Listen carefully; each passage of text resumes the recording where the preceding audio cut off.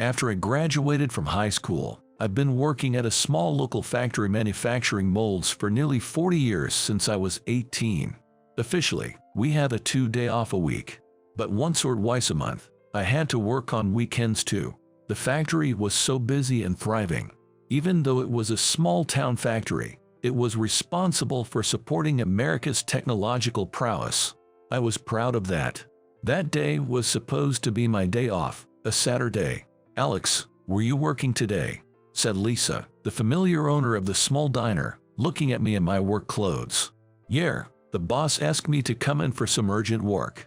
There's been a small diner near the station not far from the factory for many years. I knew about it, but I started going to the place just about 6 months ago. My coworker introduced me to it.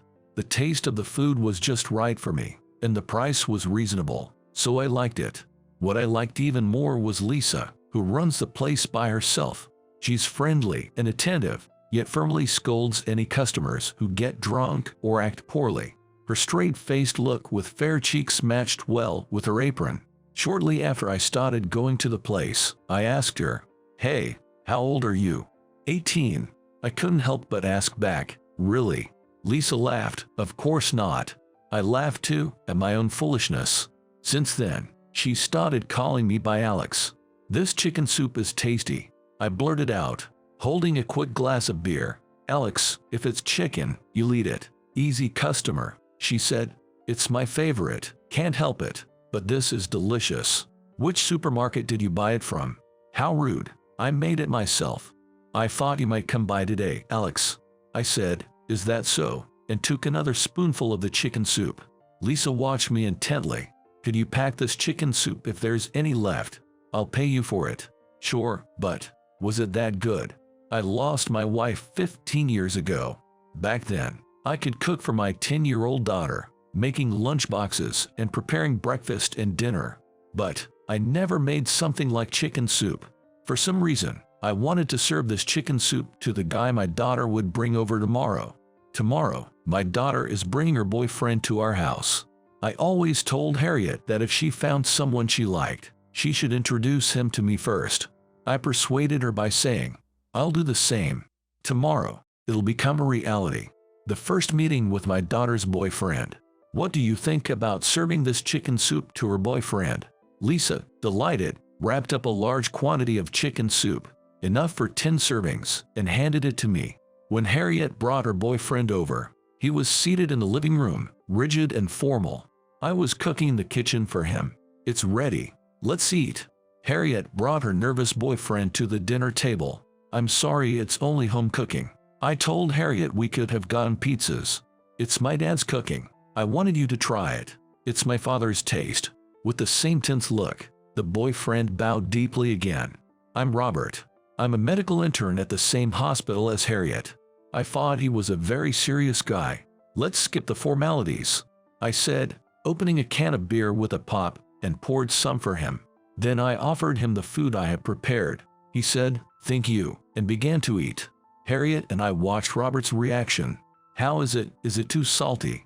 Harriet asked, a bit nervously. "Yeah, it's salty, strong." I didn't feel bad at all hearing his honest opinion. As I scratched my head, apologizing, Robert said, "In my family, my mom insists on using less salt for health reasons." I thought, no wonder, coming from a family of doctors. But, even though it's rude to my mom, I like this better. "It's delicious," Robert said, and with a satisfied look, he heartily ate the omelet I'd cooked. I thought he was a good, honest young man. Harriet said, "Here's more soup," and offered Robert more chicken soup. Then she explained my love for chicken. I was sipping my beer, watching the two of them, smiling.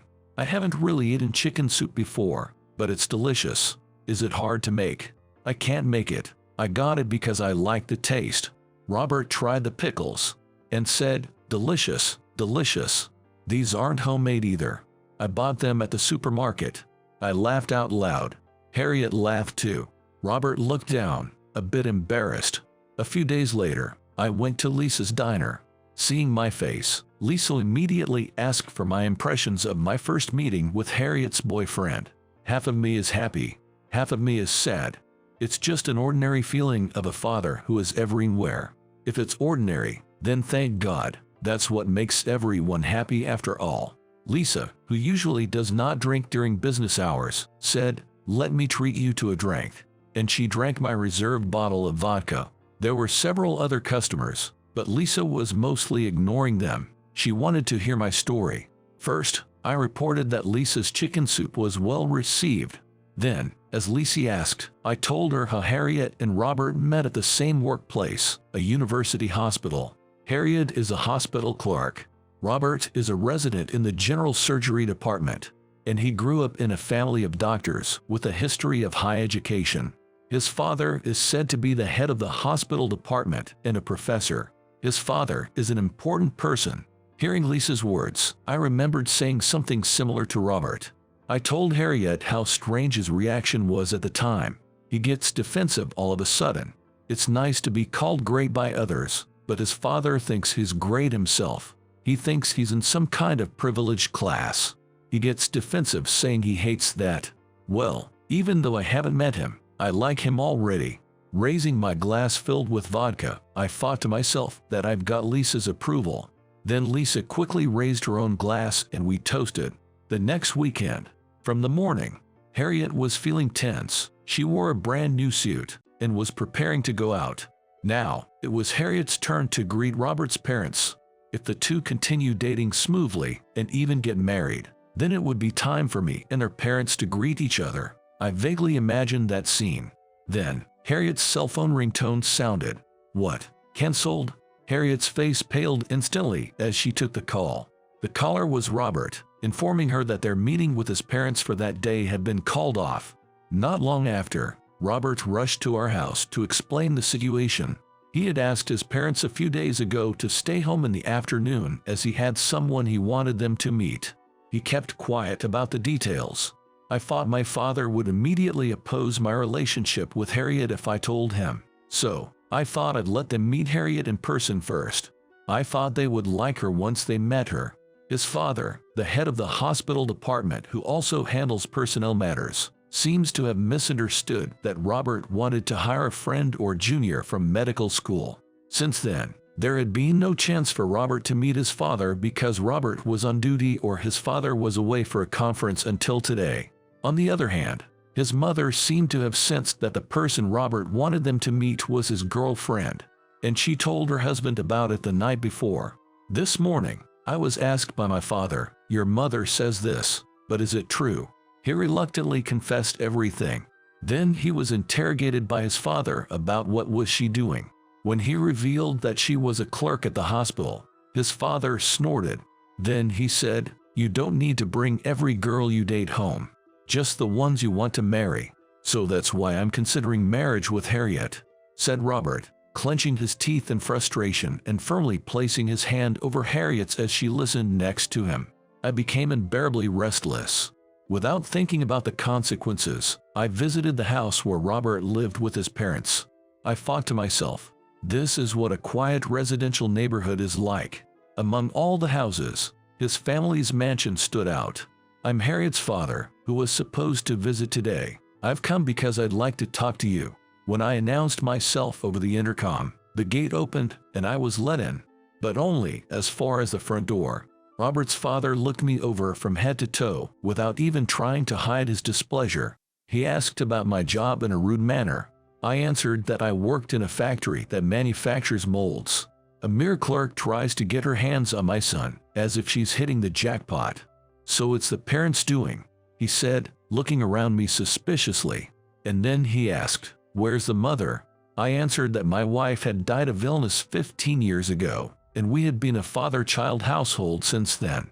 A father-child household, and the parents work in a factory. She doesn't even qualify to be with my son. This is absurd. Please leave. I felt so angry that I almost punched him. But if I did that, there would be no going back. I held back my anger and left the place. I sent Harriet a text saying, "It didn't work out," and then I visited Lisa's diner. "Oh, what's the matter, Alex? You look like you stepped in dog poop or something." I told her about my day while downing shots of vodka one after the other. "But, you know, It's not like we need the parents' permission to get married anymore, right?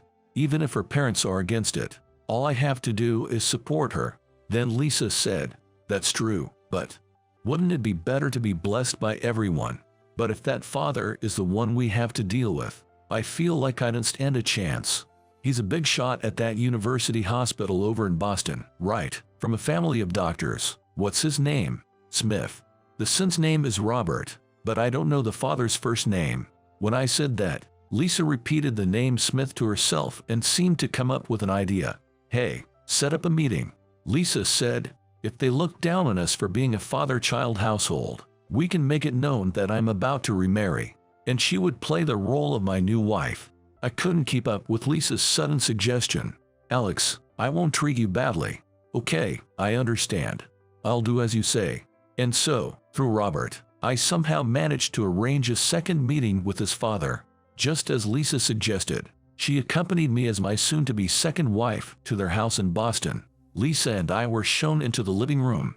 Not a single cup of tea was offered, and the father made us wait for more than 10 minutes before showing his face. I took time out because my son insisted, but I want to make this brief. He declared it was a declaration of war. First, I explained that I was going to remarry, so it would no longer be just a father-son household. So what? That has nothing to do with us. With a hospital clerk who merely has a factory worker for a father, the family status is already different enough. He repeated the same words as before. "By the way, what do you do? Part-time in a factory or something?" Robert's father said in a condescending tone. "I run a diner," Lisa firmly replied. "A diner, you mean like a bar? Well, that's fitting for a factory worker." Robert's father spat out those words and started to leave the room. Lisa quietly called out to him, "Kevin, when did you become such a person?" Robert's father turned around, dumbfounded. "Why, you know my name. Don't you remember? I'm Lisa Garcia, your former tutor." Kevin's eyes widened, and he stared at Lisa without moving a muscle. Ignoring Kevin's stare, Lisa began to speak to me. She was an excellent student, graduated from high school, and went on to a top university's science department. She aimed to be a researcher but gave up when her parents went bankrupt due to a failed business. She could have stayed in college with a scholarship but chose not to. My tutoring student during my freshman year in college was Kevin, right? Kevin looked away. Lisa continued.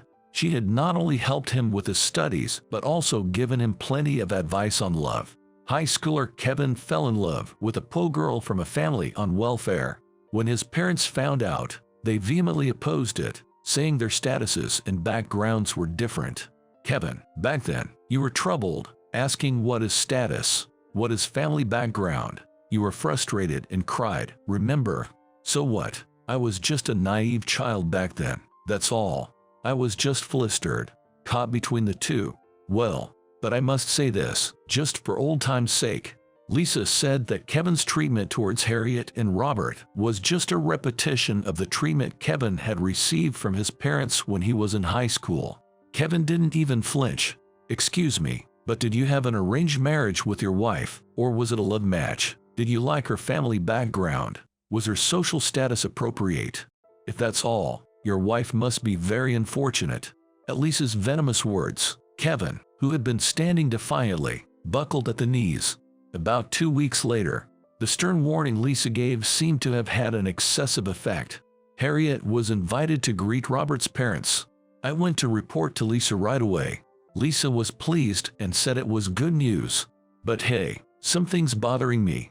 "Oh, what's that?" "Suppose things go smoothly from here on out and Harriet and Robert's marriage talk progresses. The parents will have a formal marriage greeting. Last time, I spoke rashly and presented Lisa as my future wife, but in reality, I'm still a widower." "Then hurry up and remarry," Lisa said, looking unhappy, but then she blushed like a young girl, saying that she died and only acted as my future wife for the sake of Harriet and the others. Harriet and Robert's marriage was just a matter of time. I took them to Lisa's small restaurant. First, to keep my promise with my daughter to introduce her if I ever fell in love with someone. "Lisa, the owner, here's my favorite chicken soup." I introduced Lisa and my daughter. "Does he only love chicken soup?" "What about Lisa?" My daughter teased me. I said, "Don't tease your parents," as I looked at Lisa's face. Lisa smiled back, looking happy, and then she said to Harriet, "I'm not sure about that." Harriet pestered, "Dad, what about you?" I pretended not to hear and said to Lisa, "I have a favor to ask you." "Oh, what?" "More chicken soup." The time had come for me to fulfill my second purpose in visiting Lisa that day. "If Harriet and Robert are going to have a wedding, would you mind being there as the bride's mother?" As I was fumbling around in my inside coat pocket, Lisa said, "If you want to, just say it clearly. You want to register our marriage." I took out the marriage registration form I had prepared. How was it? Subscribing to the channel and IDL encourages further production. See you in the next video. "Isn't my pink thing adorable?" she said with complete confidence, but her clothes were tattered and torn, and I, a guy, didn't know where to look. That's because there were holes in places that should not be seen. But she doesn't care and cheerfully laughs in her tattered clothes. Why were her clothes in such a condition, you ask? My name is Aiden. I work at a company that sets up and plans for events and such. I'm mostly on temporary assignments, but if my company is requested, we'll also assist in attracting customers at corporate event booths. We help with everything related to events. That's our parent company's specialty. I work at a subsidiary, so I'm often on site. I go to various venues on weekends. That's why I tend to be kind to those handing out flyers. It may seem like an easy part-time job, but it can be surprisingly disheartening when refused. So even if I have to decline, I always try to do it with a gentle smile. But I just witnessed an unbelievable scene. Excuse me. There was a girl trying really hard to call people over. A college student, perhaps. I can tell she's working really hard, but she's being completely avoided by the crowd. Why? Her approach is not bad at all. A bright voice and smile can disarm people. But her clothes are just awful. I mean, they do catch the eye, but they're incredibly tattered. Her jeans are torn to shreds, and her t-shirt is ripped so much that you can see her skin everywhere. Or rather, it's more like it's full of holes. Why is this young girl dressed in such ragged clothes and trying to attract people? Didn't she have other clothes, or was she so hard up for money that she couldn't buy any? There's so much to question. Her jeans aren't showing her skin, but there's pink fabric visible from the rips. What is that outfit? With that appearance, her hard work in trying to attract people is wasted, and she looks nothing but suspicious. She's trying so hard, but she's being avoided so much that she's teary-eyed. And then, our eyes suddenly meet. I had a bad feeling, but... excuse me, you there? Just a moment, please help me, just a little bit. Apparently, having been rejected too many times, she seemed to have lost herself or become desperate, and she was crying out to me. As for me, I really wanted to run away, because I was being looked at strangely by those around me. But she was being avoided so much, and the way she looked at me with those puppy dog eyes, I felt a little sorry for her. So I thought I'd at least listen to what she had to say. A survey. Yes, I want to know what you think about the clothes I'm wearing. She was looking very dejected, a girl named Sarah Garcia, hanging her head. Apparently, she's attending a fashion school and was conducting a survey for a thesis on how much damage is acceptable on damaged jeans. But it seems she was about to lose heart, being avoided like that. I couldn't help but blurt out, "How are you going to handle it if your sample isn't staying still?" No, I mean, it's a survey about what people think of the person wearing the clothes, right? If you move, the survey results will change. Yes, the subject of a survey should not move. Suppose you are thought to look like you have holes in your clothes just by wearing them. But if you move in those clothes, the impression of the outfit might change. The image is entirely different when seen in motion compared to when stationary. Also, that outfit is too eccentric. You are ruining your chance to attract people. I've got experience in attracting people. Do you want me to show you a little? Really? Sarah's face brightened, and I felt a little motivated. I may not need to go that far, but it's just a kindness. I instructed her to stand with a smile. Then, I turned to the people who looked at her and said, "Hello, excuse me for speaking to you out of the blue. Actually, she's researching the impression that clothes give. Could you spare a moment to help us out?" That's how I got them to answer the survey. I tried to be as friendly as possible, and when I asked for help for a college student, most people answered a simple survey. If they refused, I'd just say sorry and leave. If 70% of people stopped and 50% answered the survey, that's good enough. Attracting attention is surprisingly hard. You're amazing. I struggled for an hour and only managed to stop one person, but you're like a pro. Well, I am a pro after all. We were approaching the time for which she had permission, so we had to break up for the day. Near the end, Sarah bowed her head in thanks to me. "Thank you so much. All my college friends are busy with their thesis, so I have to do this alone. The data won't be enough with just today's survey results, so we'll do it again. I'll keep in mind what you taught me today." She said that cheerfully, but I could sense her anxiety about having to do it alone again. From now on, she'll look like a dejected puppy to me, and I feel somewhat heavy-hearted. Don't show me that look. I know all too well the difficulties of attracting attention. Would you like some help? Huh? Oh, I mean, if I'm not intruding. No way, thank you so much. She repeatedly bowed, her eyes sparkling. I exchanged numbers with her and parted ways. I had no ulterior motives, I just couldn't leave her alone. I did think I might be butting in too much, though. I didn't think at the time that this would later significantly change my life. Next weekday, she was conducting a survey activity between lectures. Even though the internet is widespread now and most of this type of thing is done online, she said, photos may not convey the color accurately. Apparently, she designed torn jeans, or rather, damaged jeans with patches of pink cloth over the rips. Isn't this pink cute? Jeans always look so casual, so I wanted to add something cute or something like that. Cute. Why not add some frills or something?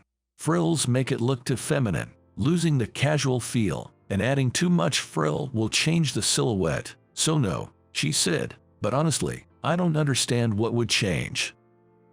I don't care about fashion, and frankly, her story is hard to understand because of many technical terms. But her passion for clothing is impressive. She's wearing what looks to an old guy like me like worn-out fashion, but young people call it cute and take pictures of her.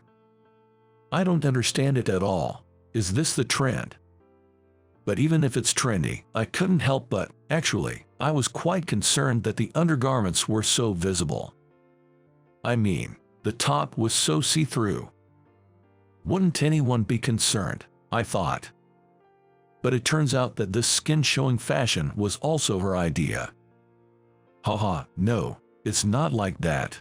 This is a variation of fake tights. Fake tights. What is that? I don't know the details, but apparently there are tights that women wear that look like thin stockings but are thicker. Especially when dressed in cute fashion. Wearing things like frilly skirts, wearing thick tights can make the balance look bad, it seems. This fabric you see through the tears is skin-colored, and it's quite warm. Oh, I see. So it wasn't actually your skin. I wondered why you weren't cold. Fashion is deep, I feel, but it's a world I don't understand. But it was fun to hear about fashion from Sarah. And she always talked happily, sparkling, and it was blinding. I received energy every time I saw her face and realized that I was filled with a feeling of happiness. A month later, she successfully collected the necessary data. Thank you so much. I want to do something to thank you, but no need for that. I just helped out of concern. No way. Well, could you at least tell me where you work? You're with an event company, right? Can we consult with you about university events? Of course. I said that and handed her my business card.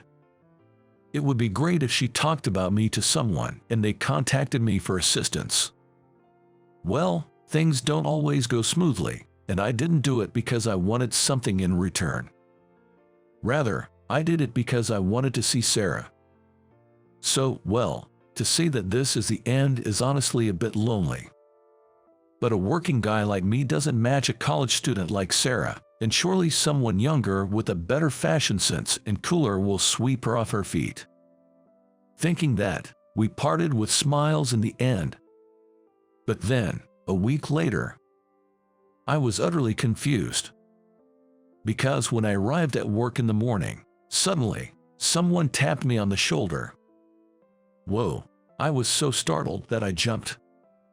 Even more so when I turned around and saw that it was the boss. My heart almost leapt out of my mouth. Oh, sorry, I didn't mean to scare you. No, it's my fault, sorry. A low-level employee like me never talks to the CEO. As I stood there looking tense, he called me into his office, saying, "Can I talk to you for a second? Did I do something wrong?" Entering the CEO's office with cold sweat all over my body, there was a man in a sharp suit. According to him, he's a human resources person from the headquarters. Why is someone from the headquarters? Cold sweat dripped down my back. Actually, he personally wants you to be assigned to the staff development division at headquarters. What? I was so surprised that I forgot I was in the CEO's office. CEO at the headquarters is like a god. He assigned me directly, and it must be some mistake. That's what I thought, but seeing that the headquarters guy had come all the way here, it doesn't seem to be a misunderstanding. In fact, we are currently developing someone at our headquarters who can take charge of event summarization. Dan has abundant experience in events and is skilled at teaching, or so I've heard from Miss Garcia. Garcia, miss. I go into a major panic. Certainly, the surname of the CEO is Garcia. But Garcia isn't a rare surname. However, I've only met one woman named Garcia recently, and the fact that she said I'm good at teaching, could it be? By miss, do you mean Sarah Garcia? Yes, that's right. The HR person said that, smiling and explaining the situation. Apparently, she boasted to her father, who is the president of the headquarters, saying, "I met this amazing person who helped me with promoting." As I mentioned earlier, at the headquarters we're currently working on developing talent in event-related fields, so it seems they were thinking of headhunting that person. Sarah ended up receiving the business card I handed over, and it turned out that the person was from one of our subsidiaries. Can I really handle something like this? It's not about whether you can handle it, but whether you want to. The HR person said that to me kindly, and I gratefully accepted the offer to work at the headquarters. That's because I was freshly reminded of the difficulty of teaching others from my interactions with Sarah, and I wanted to try something new, like educating someone. So, I was transferred to the headquarters. The headquarters has a large office building, and I was very nervous as I had rarely been there. Moreover, since I was introduced by the CEO's daughter, I had to go and greet him.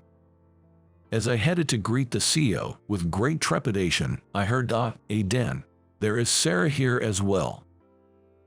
Why is Sarah here? I was surprised in various ways, but it seems she helps out at the company during her college breaks. I want to hold a fashion event in the future, and I'm studying for that. I also have a part-time job in fashion, so it's quite tough, Sarah said, laughing. I haven't seen her in a while, but today she was wearing office clothes, with pink tights, and was quite flashy. Well, this company handles events, so hairstyles and nails are relatively free. Listening to our conversation, the CEO said, It seems my daughter has been taken care of, and as a father, I must thank you, but I won't be easy on you, so be prepared for that, putting me on notice. I hurriedly declared, I will do my best. From there on, it was really tough. I struggled with unfamiliar tasks and made many mistakes. But the sense of accomplishment from completing the work was immense, and I became more and more absorbed in my work. However, it boosted my confidence, and I was able to act more boldly than before. Perhaps that's why I could muster the courage to take a step forward. The content was to invite Sarah to tea, an incredibly trivial matter. Is it okay? Yay. Sarah and I started having tea together frequently. Every time, I couldn't quite understand the mysterious fashion terms she told me, but being with her was fun. I think I like Sarah. I unconsciously muttered such a thing. I wondered what I was doing myself, and honestly, I didn't realize what I had said for several seconds. But Sarah shyly smiled and said, I like you too. I mean, I wouldn't go for tea every time if I didn't. We started dating. Although she's still a college student. So I intend to wait for her until she graduates. A few years later. Isn't the lighting here a bit too bright? Oh come on, it's just your professional bias. I was checking the wedding venue with Sarah. We're going to have a wedding next year. The fully matured Sarah was tired of me looking at the venue's lighting. We're the stars this time, so let's not talk about behind-the-scenes stuff. But Sarah, you're designing your own wedding dress, aren't you? You kept insisting. It's fine because it's something I'm going to wear. We laughed together, having this kind of back and forth. Sarah, who used to struggle with attracting customers in ragged clothes, has now become so beautiful that everyone turns to look at her. But still, her taste in clothing is as quirky as ever, and I still don't quite get it. Because I don't understand, I want to know more about Sarah, and I want Sarah to know more about me. That's what I've been thinking. Let's make our wedding the best it can be. What are you talking about? It's bound to be the greatest wedding of our lives. When I say that, Sarah responds with, you're certainly right about that, and together we dream of a happy wedding that's not far in the future. I reconnected with a girl I had broken up with due to an incident back in school. But when I met her again, there was a scar on her face. Reconnecting with her, despite the scar, changed my life dramatically. I, Mason Moore, at the age of 28, was dumped by my fiancé 6 months ago. Even though we were in the midst of wedding preparations, she broke off our engagement. The reason was my fiancé Camilla's infidelity. But I don't know if you can call it infidelity since she said, my love for him is real. During our talks, my fiancé was sobbing.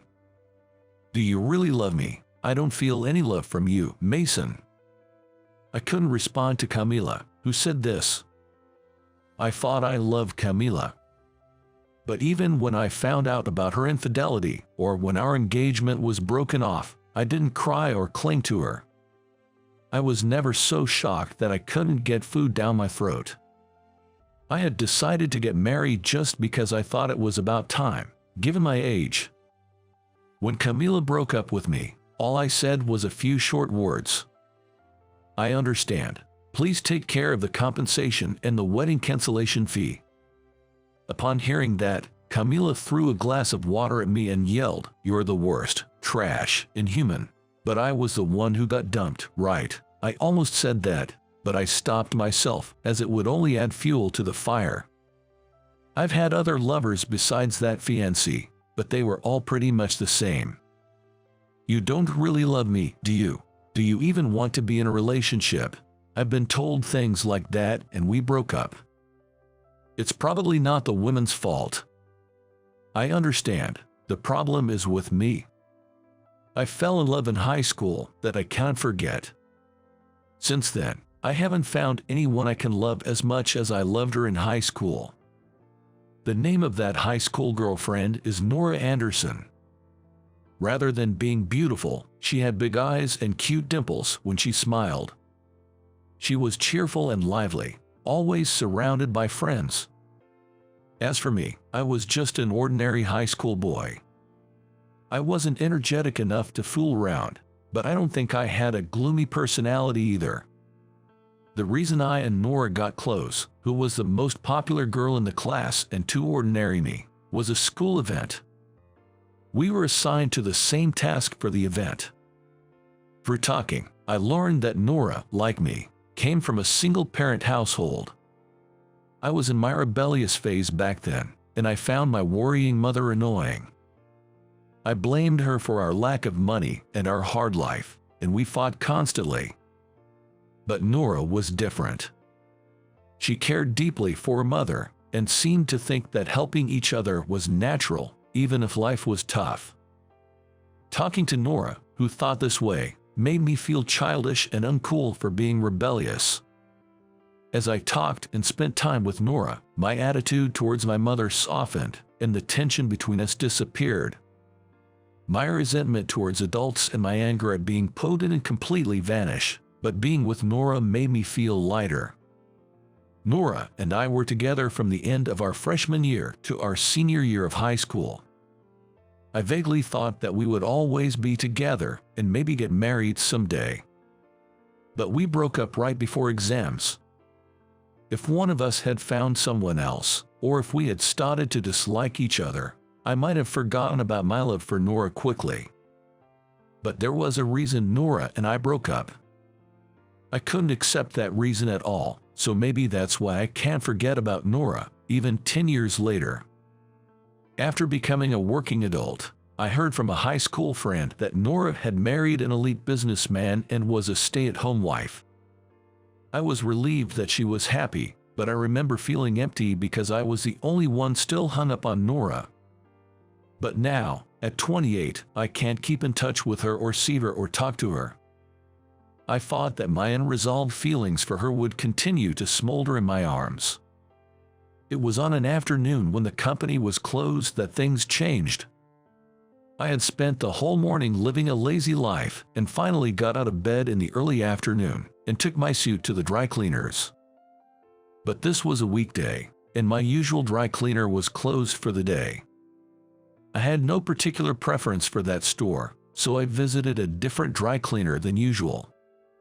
As I stood in front of the register, I stopped in my tracks when I saw the clerk. Though she was wearing a mask, her eyes and features looked just like my high school sweetheart, Nora, whom I had parted ways with. But surely, after 10 years, I wouldn't expect to or inwardly bump into her.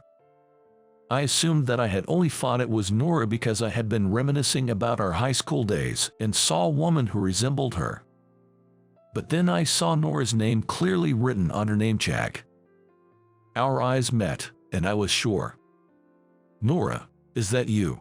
Nora nodded slightly in response to my question. Even with her mask on, I could see her eyes narrowing as she smiled.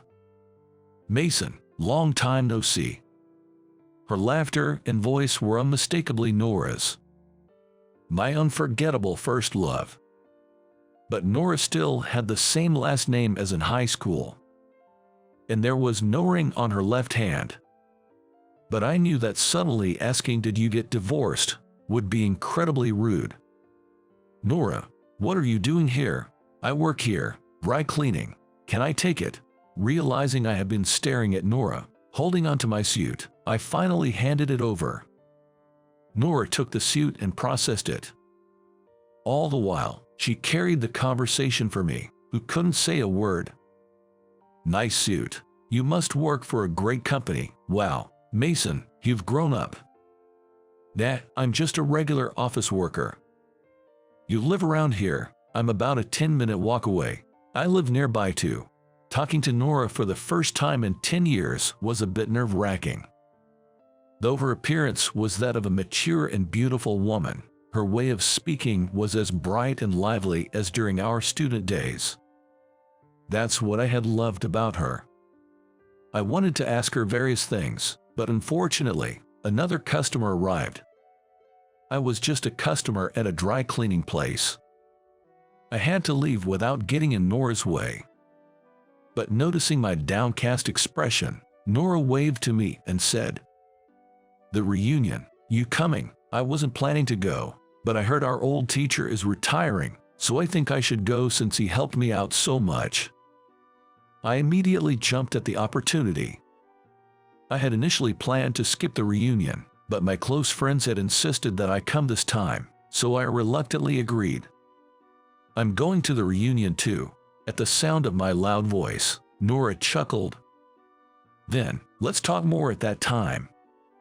I nodded and quickly left the dry cleaner. I had heard that Nora hadn't attended the reunions before, and even this time, the organizer said she would be absent. I had given up on ever seeing her again, but I was overjoyed at the prospect of meeting and talking to her again. The day of the reunion arrived, and Nora came to the venue, still wearing a mask. I had thought she might have had a cold when I saw her at the dry cleaner, but I wondered why she was still wearing a mask this day. I was watching Nora from a distance, but she noticed me looking and waved at me. I thought this was my chance to talk to Nora and approached her, but there was someone who spoke to Nora before me. Natalie Jackson, wearing a flashy colored dress. Natalie had always dyed her hair and wore short skirts, even in her student days, and that vibe hadn't changed as an adult. Grinning, Natalie spoke to Nora in an exaggeratedly loud voice. "Nora, what's with that mask? Could that rumor actually be true?" I could hear the sarcasm in her voice. Ever since her school days, Natalie had a nasty habit of speaking ill of others or belittling the popular girl, Nora, in the class. But this time, I was really curious about the rumor Natalie was talking about. The classmates around us were whispering too. Looking at the crowd, Natalie said with satisfaction, "Did you all hear? Nora, she divorced her elite businessman husband. And here she was, enjoying the rich life with her wealthy husband, and now she's been dumped, right?" I was enraged by her spiteful tone. This was not something to talk about in front of everyone. I approached Natalie and spoke up. "Hey, stop it. Don't talk about someone's personal life in front of so many people." Natalie glared at me, seemingly annoyed that I had defended Nora. "What's the big deal? It's the truth. My boyfriend works at the same company as Nora's ex-husband.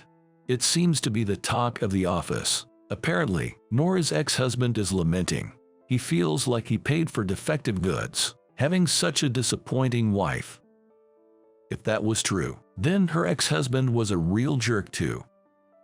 No matter the reason for the divorce, spreading it around the company and among acquaintances is just wrong. Divorced and broke, living in poverty, what's with that mask? Can't afford makeup." Saying this, Natalie forcibly removed Nora's mask. "Stop it." Nora tried to turn away, but it was too late. Natalie had taken off her mask. But the next moment, silence enveloped the room. Even Natalie, the person who had taken off the mask, was at a loss for words, looking beneath Nora's mask. There was a large scar running from Nora's cheek to rear, a thin and long cut. Elongated scar like a cut. Whether it was due to time or makeup, the scar had blended in with her skin color. But it couldn't be completely hidden.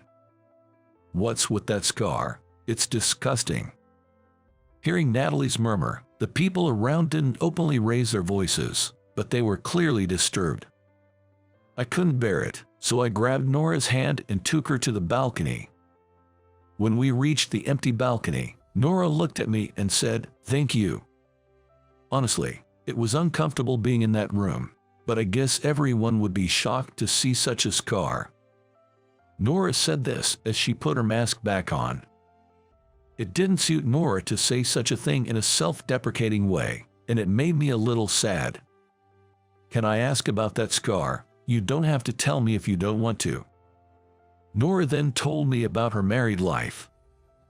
The man she married became abusive after they were wed. It was a daily occurrence for him to say things that would put Nora down, and it seems that she was constantly being told things that would negate her character. But Nora endured it for years. Having only a high school education and being a full-time housewife, she was worried about her financial independence. During this time, her mother's illness worsened and she collapsed. Though her mother was dependent on her boyfriend and seemed helpless when Nora was in high school, Nora's mother had turned her life around after becoming ill. She had worked hard, and together they supported each other. But even after being hospitalized, her condition didn't improve, and she passed away. "I'm sorry for all the trouble until now, but I want you to be happy." Those were Nora's mother's last words. Hearing them, Nora decided to divorce. Her mother's wish for her happiness gave her the push she needed. The scar was inflicted by her husband when she brought up the divorce. Thinking about all of Nora's hardships made me incredibly sad.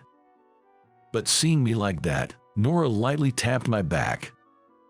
"Don't look so down. I'm happy to be free now that I'm divorced. Just like Mom wanted, I'm looking for happiness. I don't have the courage yet, but I have a goal to someday take off this mask and walk proudly." Seeing that intense look in Nora's eyes, I remembered the time we parted ways in high school. Nora's mom was the type who depended on her boyfriend. Nora always came second to her, and she often ended up giving her money to men.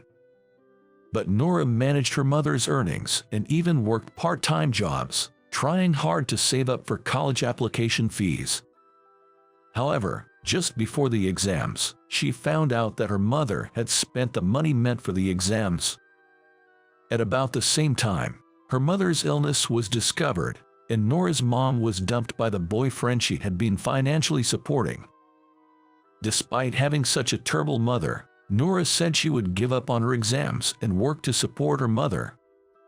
Of course, I was totally against it. "That mother of yours is awful. Just leave her." I remember saying that.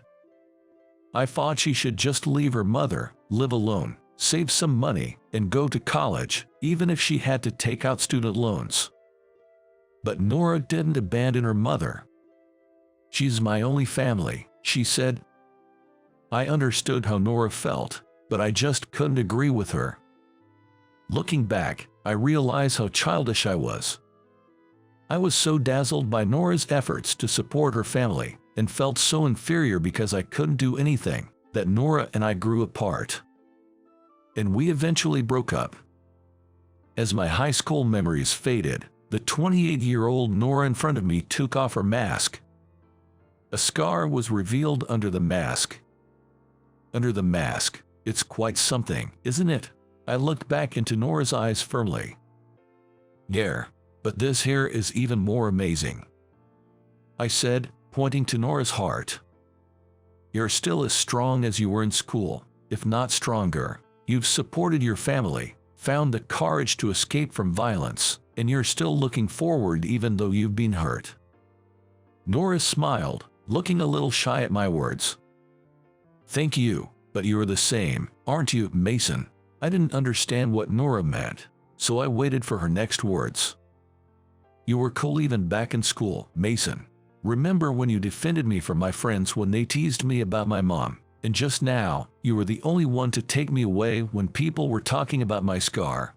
Who've always been kind, Mason."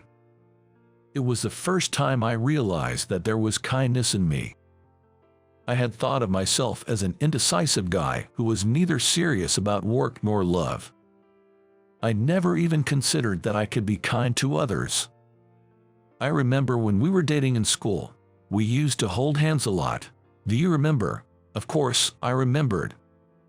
Nora and I used to share our anxieties and little joys and happiness by holding hands. I gently held Nora's hand. Her hand was just as small and white as it had been 10 years ago. I almost cried at the warmth I felt after 10 years, but I held back. I told my current situation to Nora, holding her hand. That I couldn't get serious about love or work. That I was living without any goals. That's why my engagement was called off. I wasn't looking for advice or comfort. I just wanted Nora to listen. I wanted her to know who I am now, even if it meant only exposing my pathetic self. After listening, Nora smiled a little. You're still careless when it comes to yourself. Let me, your first girlfriend, tell you something good. I nodded, enchanted by Nora's smile. You, Mason, can work harder and have more fun when you think of others rather than yourself. So how about trying hard for me from now on? I thought I'd like to be together with you again after our reunion. Mason, what do you think? We had somehow understood each other's feelings since we held hands. I love you, Nora. I've loved you all these 10 years. Nora blushed at my confession. Then work hard to be with me. Will you love me seriously? As for work, I want you, Mason, to be devoted to a job you're passionate about. Living a self-indulgent life is a waste. Let's think about our future so that we can live our lives laughing together. I nodded at those words. From now on, my life won't be alone, and just thinking that made me feel somehow optimistic. From that day, Nora and I started dating again. The first thing we did was job hunting. I had been aimlessly doing a job I didn't want to do, and at work, there was my former fiancé. I didn't really care and continued working as I was, but I wanted to make a break from the unmotivated days and life I had been living. Although the salary was a bit lower at my new job, I found a sense of purpose. Since starting dating with Nora, my private life also became fulfilling. Before, on my days off, I used to shut myself in without even opening the curtains, but I began to go out more by accompanying Nora in her hobby of hiking. I even gained a little muscle and became interested in healthy eating. 2 years after we started dating, Nora and I got married, and now we have a child and live together as a family of 3. Nora's facial scars have faded, and she's not wearing a mask now. Her emotional scars have healed, and she's enjoying raising our child. Recently, I received a report from Nora that she's pregnant with our second child. I want to make a lively and fun family, don't I? Looking at Nora's smiling face, I naturally smiled too. She keeps bringing me happiness one after another. But I don't just want to be happy, I want to be someone who can make her happy too. Before I reunited with Nora, I couldn't imagine such happy days. Our reunion changed my life. I want to cherish the happy times with my family without forgetting my gratitude to her. How was today's story? Your channel subscription and hitting the like button will be an encouragement for our creative activities. We look forward to receiving comments from you. See you in the next video. That day, when I got up in the morning, my head was pounding from a hangover. So, I took the morning off from work. It was no big deal, the kind of laid-back company where I worked. The West New York East branch of a listed company that deals in leasing and selling office equipment. Whether it's located in the West or the East, it's confusing, but internally it was sarcastically referred to as the tax avoidance branch. That means, from my point of view, this branch exists solely to account for expenses like labor costs for the company's overall revenue. There were absolutely no expectations for the branch itself to generate revenue. Even if there were, it would be a problem. The 6 employees, including the secretary, were all admittedly lazy, constantly skipping work. When I got to the office, I headed straight to the smoking room. There, the branch manager and 2 senior employees were smoking and chatting. I joined in. Is it true that this branch will be shut down by the next financial statement? Really, you're kidding. As I was surprised, Sam, who was nearing retirement, exhaled cigarette smoke and said, "That rumor's around all the time, right? Well, yay, but that's not good at all. Those rumors affect our reputation." Everyone else burst into laughter at the manager's words. As if we in this branch had something like a reputation to worry about. Then, the secretary came stomping in, letting the branch manager know there was a call from the headquarters. This secretary, although she doesn't smoke herself, didn't mind other people smoking. It would be one thing if there were young female employees who minded the smell of smoke, but besides the secretary, all the employees were men, and all were smokers. It seems to me that the office could just allow smoking, but apparently the law was strict. The branch manager extinguished his cigarette and went to the office, and we followed him. He was making a troubled face while taking a call from headquarters. After ending the call, he slumped into his chair and, slapping his cheeks with both hands, said, "This is not good. We're in trouble," and turned to us. Apparently, for 1 week starting next week, a female employee from headquarters, who directly reports to the CEO, will be coming to our branch for training. And this female employee is none other than the CEO's daughter. She's young, the CEO's daughter. Maybe 25 or 26. Hearing that, we men were buzz. We looked at each other's faces and grinned, stretching our noses. "Steve, I need you to take care of her." I was tasked by the branch manager to be the guardian of the daughter. Though my heart leaped at the prospect of being around the young CEO's daughter, I was also half worried. Why on earth would she want to come to a place like this for training? To learn how to slack off at work? It just didn't sit right with me. The first day the CEO's daughter arrived. Normally, the employees' faces, which seldom all appeared even after the start time, were lined up 15 minutes early on this day. Everyone was restless and uneasy, spraying deodorant on their suits, swishing mouthwash in the restroom sink, and frantically trying to get rid of the smell of cigarette smoke. "My name's Sarah. I'll be with you for a week." Sarah quickly bowed her head, her chestnut-colored long hair tied up. Her sweet scent of shampoo wafted. She was quite a beauty, with large double-lidded eyes and a youthful allure in the air. I felt the strength of will in the way she stared at me. "I'll be taking care of the training. My name's Steve. I'm the one who is bothering you for training. Please drop the formalities." The daughter seemed more feisty than I thought she would be.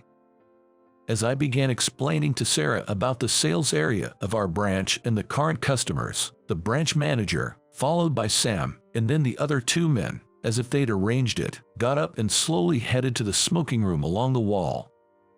Even the non-smoking secretary followed after them. I really wanted a cigarette too, but I held back and continued to attend to Sarah. In the afternoon, I drove Sarah around to visit customers in the company car.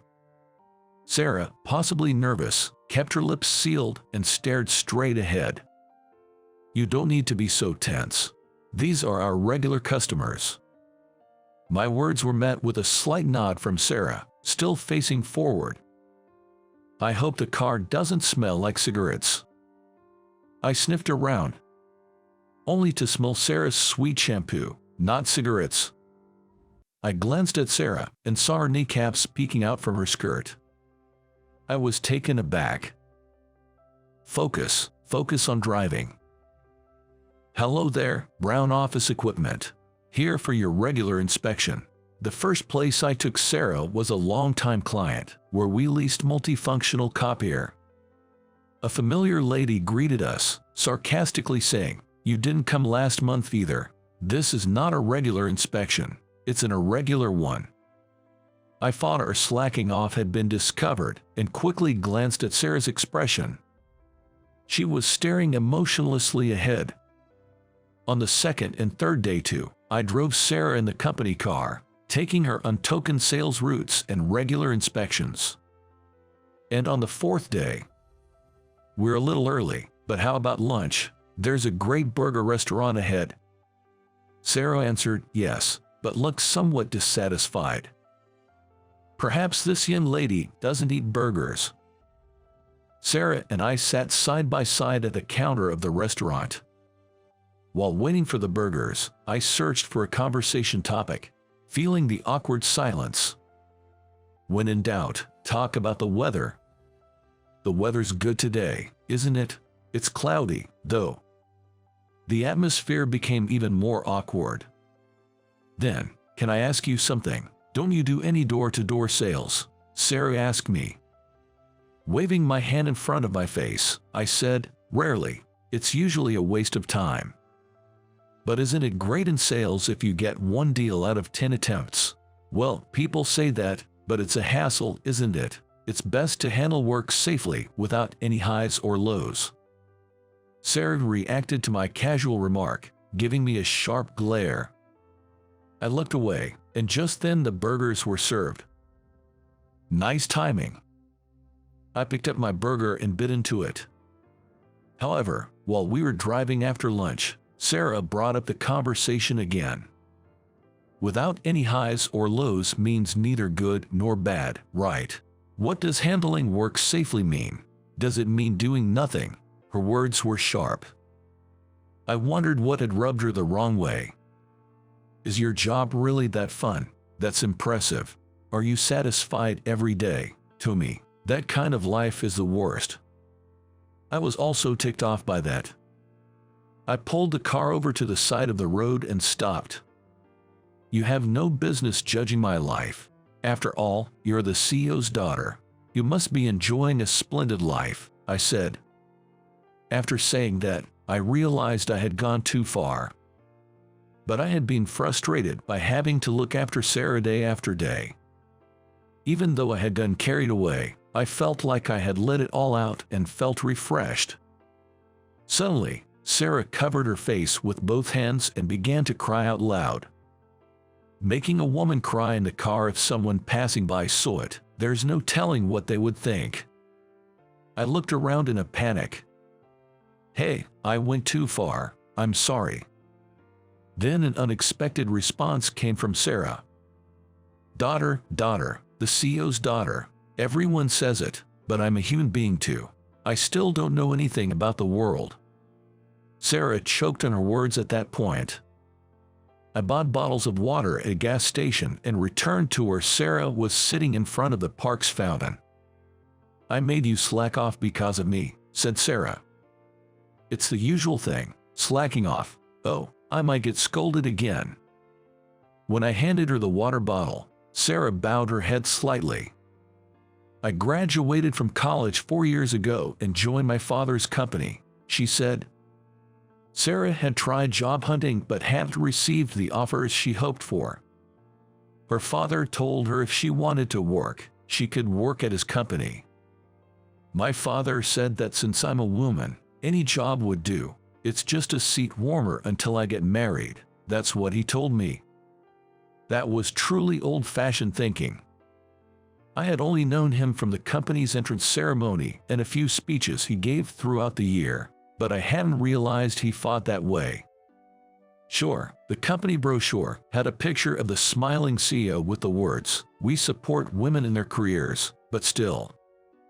My title as the CEO's assistant is just a fancy title, but there's a separate secretary, and there's no real work for me. Sarah even went so far as to say that her current situation was akin to being kept in a gilded cage. Then, about 10 days ago, she spoke her mind to her father. Her father, who is the CEO, replied that only a small number of people are doing what they love. Most are doing jobs they don't want to do for the sake of money or living. My father said, "If you think it's a lie, you can look at our tax avoidance branch," he said. That would be our West New York East branch. According to Sarah, the employees at the West New York East branch, including me, are considered to be useless dropouts who are good for nothing but tax avoidance. I couldn't believe what my father said, so I wanted to see for myself. So I came to watch you all work under the guise of training, she said. And sure enough, as her father had said, we were lazy people without a hint of passion or motivation for our work. That night, I was thinking back to what Sarah had confided in me during the day. Some adults often ask silly questions like, "What do you want to be when you grow up?" or "What's your dream for the future?" to small children. I had always felt uncomfortable with such questions. I also hated the phrase of dreams come true. What you want to be in the future is not a dream, but a goal. And the goal is not something that just happens. It's something you make happen yourself. I thought about that and reflected on my current self. Dream, goal. I seem to have left both behind a long time ago. I had heard another serious talk from Sarah the day before. Our West New York East branch was really going to be shut down this time. I told everyone while puffing on a cigarette in the smoking room.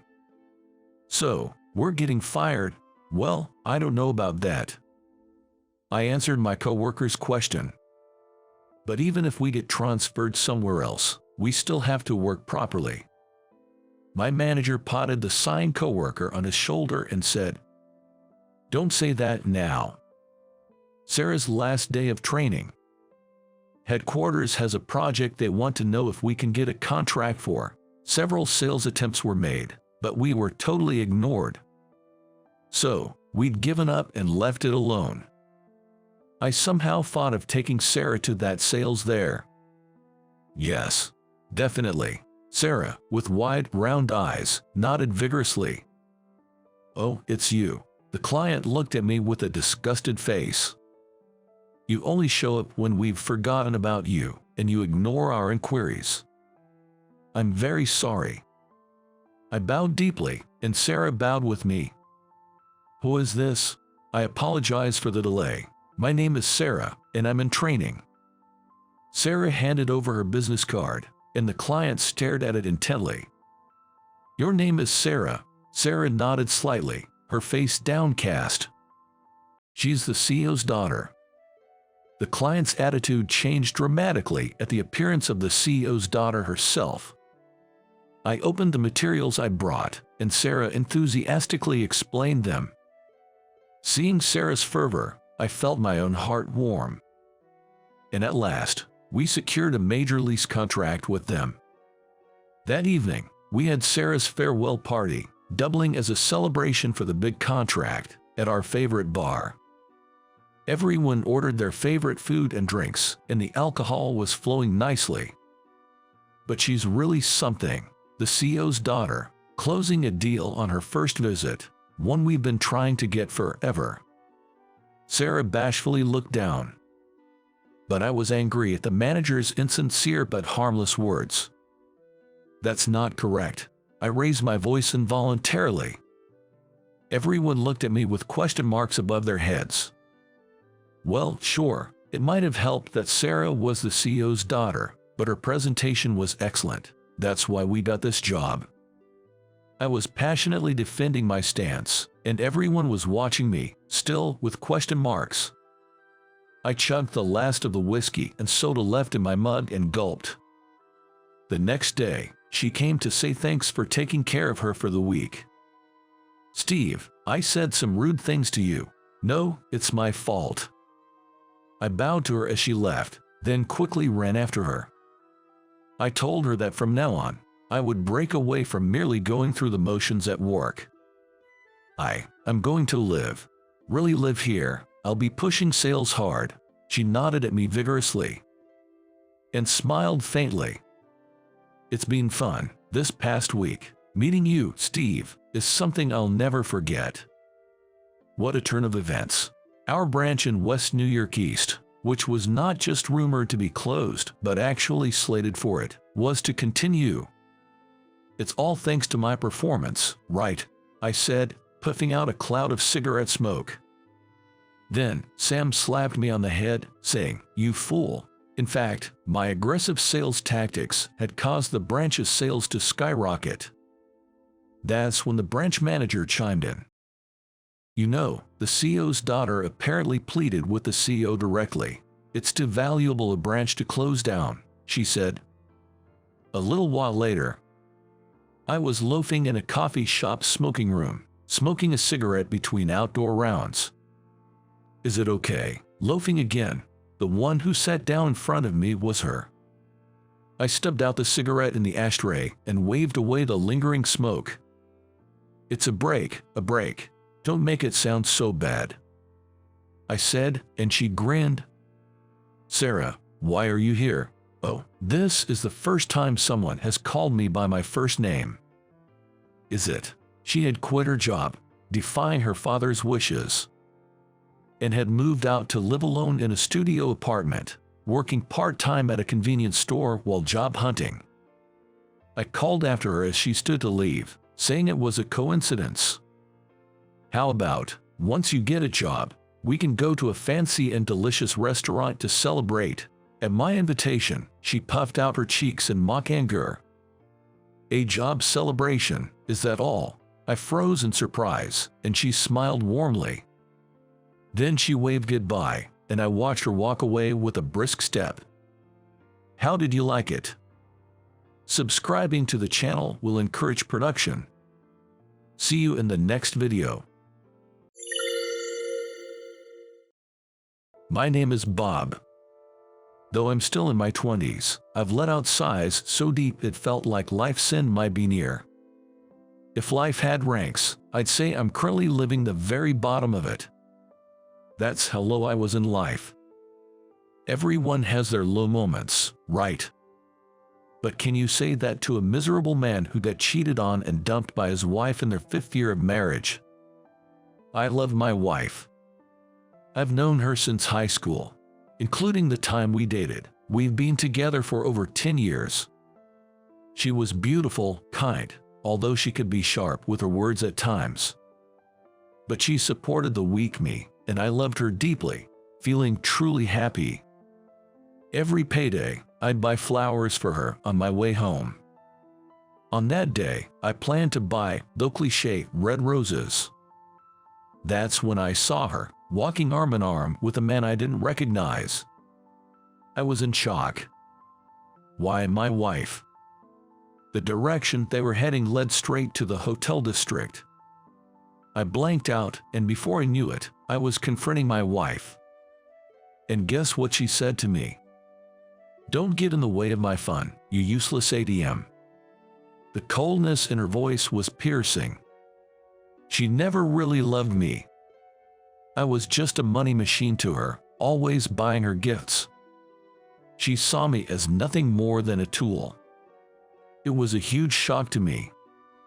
While I had to do alimony and divorce settlement and all that stuff, but it was too mentally hard on me, so I just abandoned everything. My wife divorced me and went off with a new guy, without any regrets. From there, my life spiraled downward. I stayed home, living an unhealthy life. Got fired from my job for not showing up.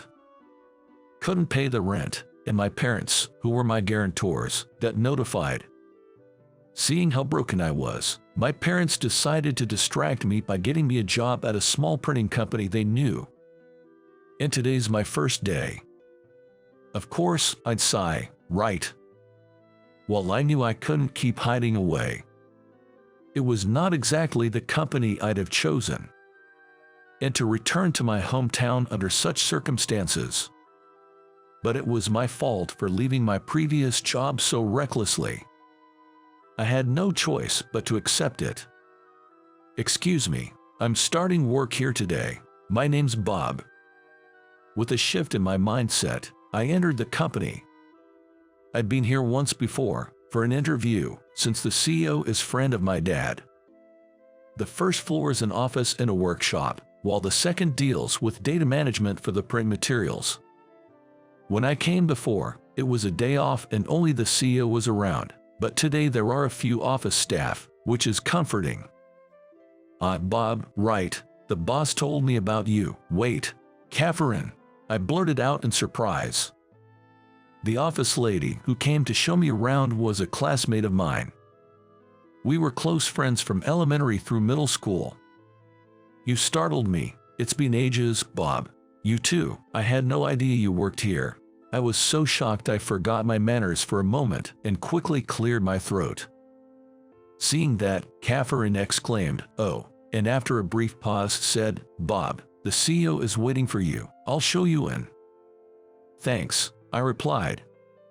While getting back to a professional demeanor, Catherine led me to the CEO's office.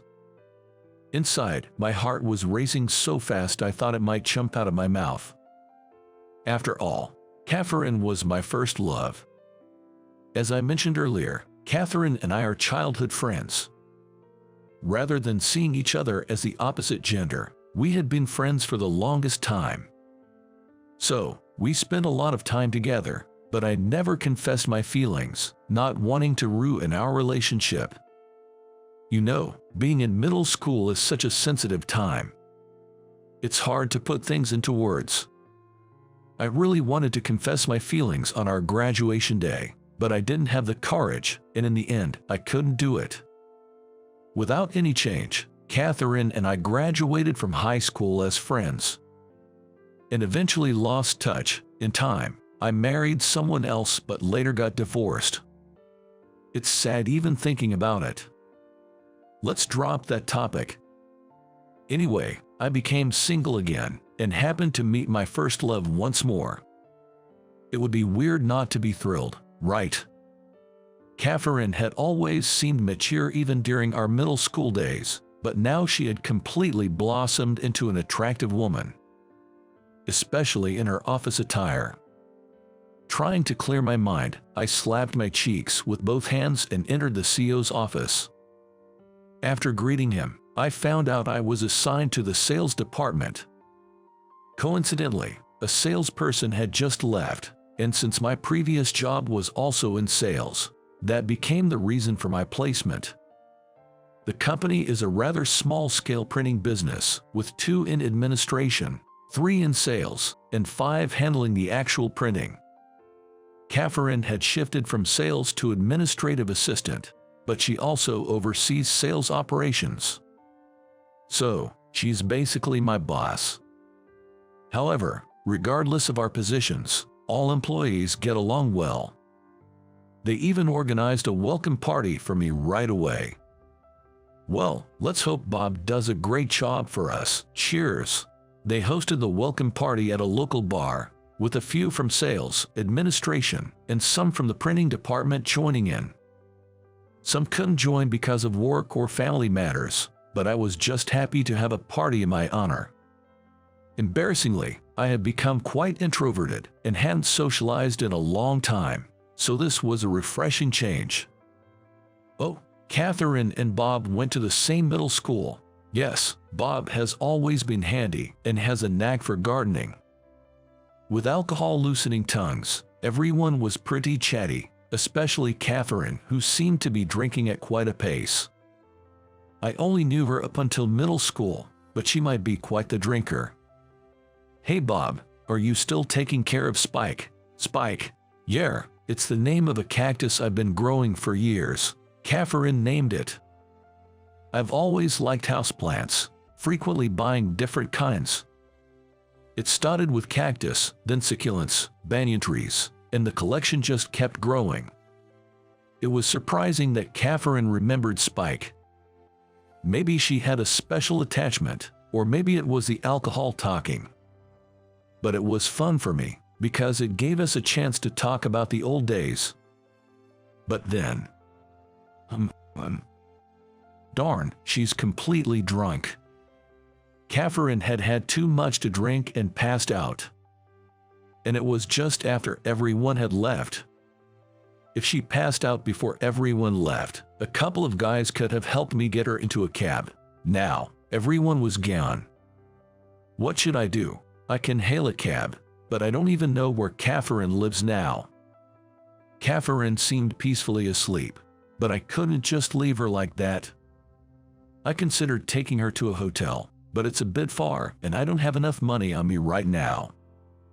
My place is just a 5-minute walk from here.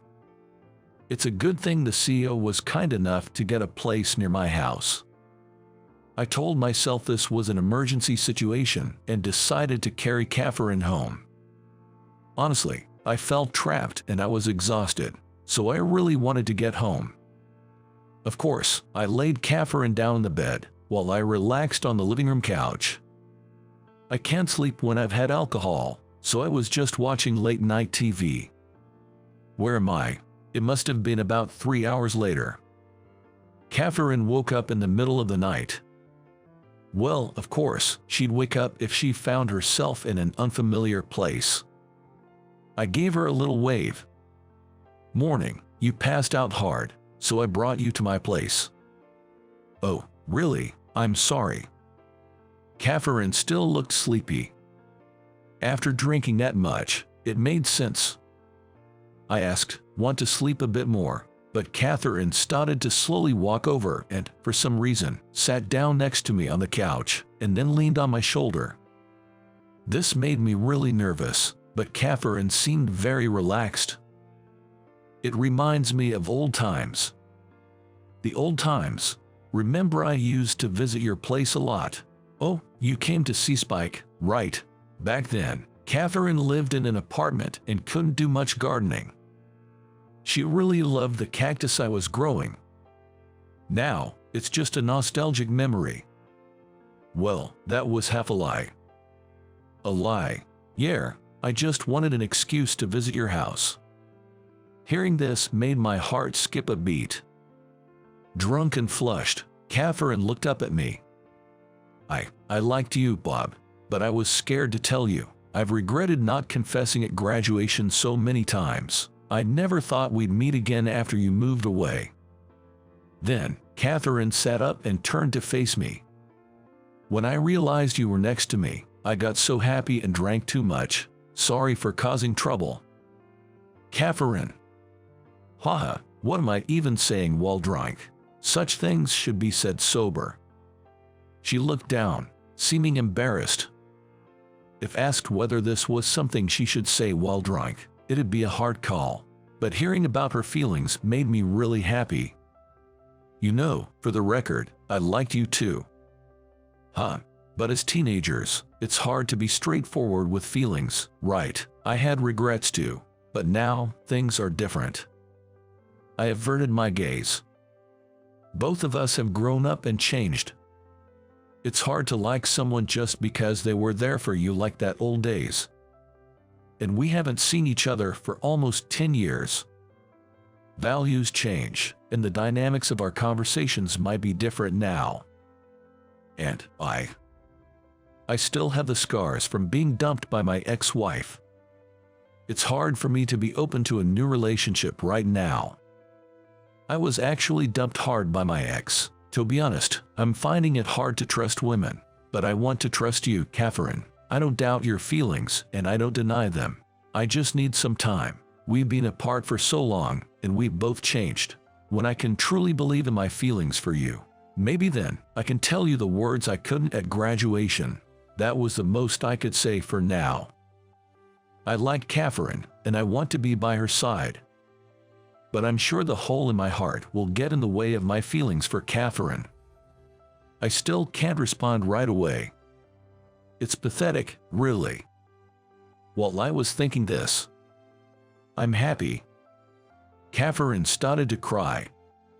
I knew about it, Bob. I heard the CEO talking about how you were married. I know you're not the type to move on to another woman so soon. I'll wait, no matter how long, forever and ever, because I've been waiting all this time. Catherine said that and cried like a child.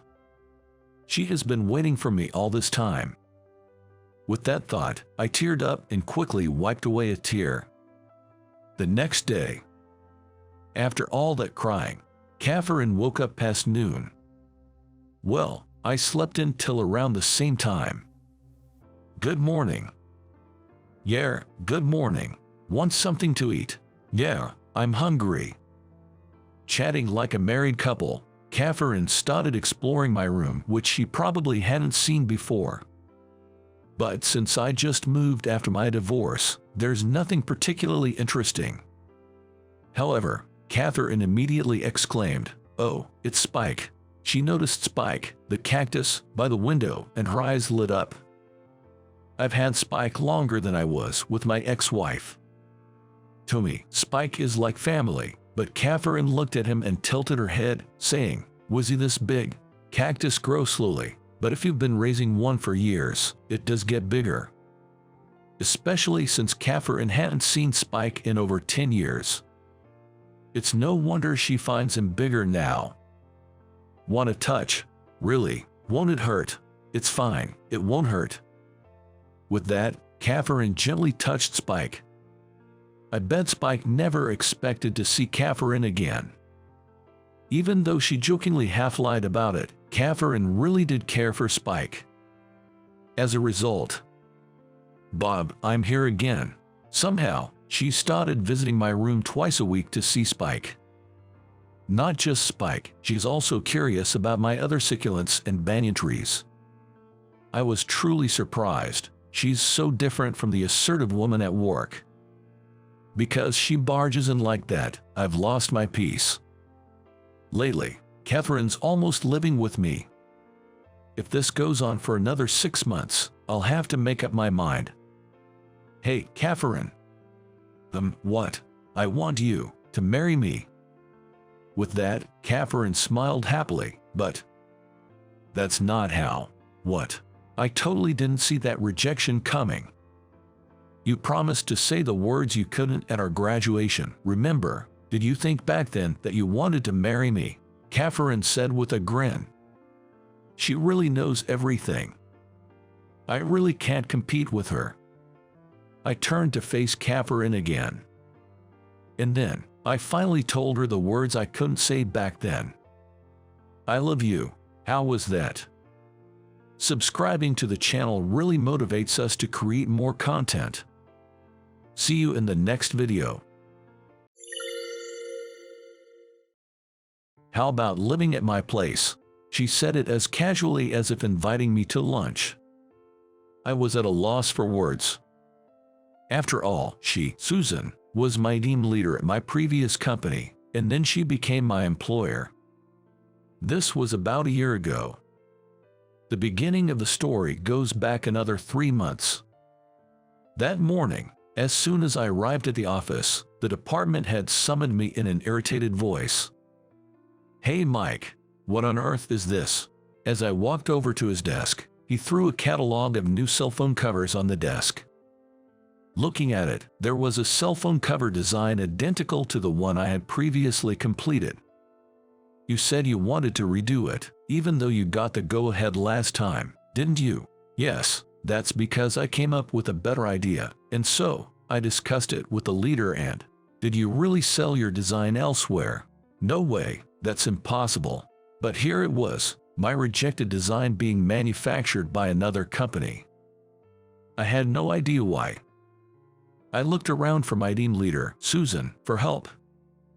Then I remembered that she was on a business trip out of town until tomorrow. "You're fired, effective today." Termination of contract means I'm fired. I was falsely accused and suddenly kicked out of the company. I work as a product designer. Product designers design all sorts of products, from household goods and daily necessities to industrial machinery. Some manufacturers have in-house designers, but others outsource the design to design firms. I used to be responsible for product planning at a manufacturer, placing design orders. But eventually, I became interested in design itself, quit my job, and studied design at a vocational school before being hired as a contract employee at the design agency. And then, I got fired. As I was packing up my belongings at my desk, I was approached in whispered voices from both sides. They were Ken and John, who became contract employees around the same time as me, but in different teams. Both were concerned about me. As I explained the situation, Ken looked at my face and asked, "Did you really sell it?" John said, "No way, it must be some mistake." "Well, it's fine. I wanted to work on something bigger anyway." I pretended to have a lot of leeway at best, and I said things that were mindless. On my way home, I stopped at a nearby convenience store and bought some beer and snacks. I was drinking at home out of frustration. I started drinking while the sun was still up and was completely drunk by evening. "Mike, you're home early, and why are you already drunk?" My live-in girlfriend, Emily, had returned from work. When I told her that I had been fired, she heaved a big sigh and said, "I told you over and over to give up on being a designer." I met Emily at the manufacturer I used to work for. She still works there. She strongly opposed my career change, insisting that it would be more stable if I stay with a large company. When I did change jobs, there was a gap between Emily and me. Shut up, I wanted to be a designer. What's wrong with that? In the end, was I wrong or was I mistaken? I drank myself into oblivion, my head spinning, and I ended up passing out. The next day, I slept until just before noon. On the living room floor, Emily had already gone to work. As I was drinking a glass of water just after waking up, the doorbell rang. When I opened the front door, there stood my team leader, Susan. "Oh, just woke up, you look awful." "Why, I'm coming in." She didn't wait for my response and just barged into the room. "A bit of drowning your sorrows last night." She said this after seeing the large number of empty beer cans left on the table. "Well, something like that.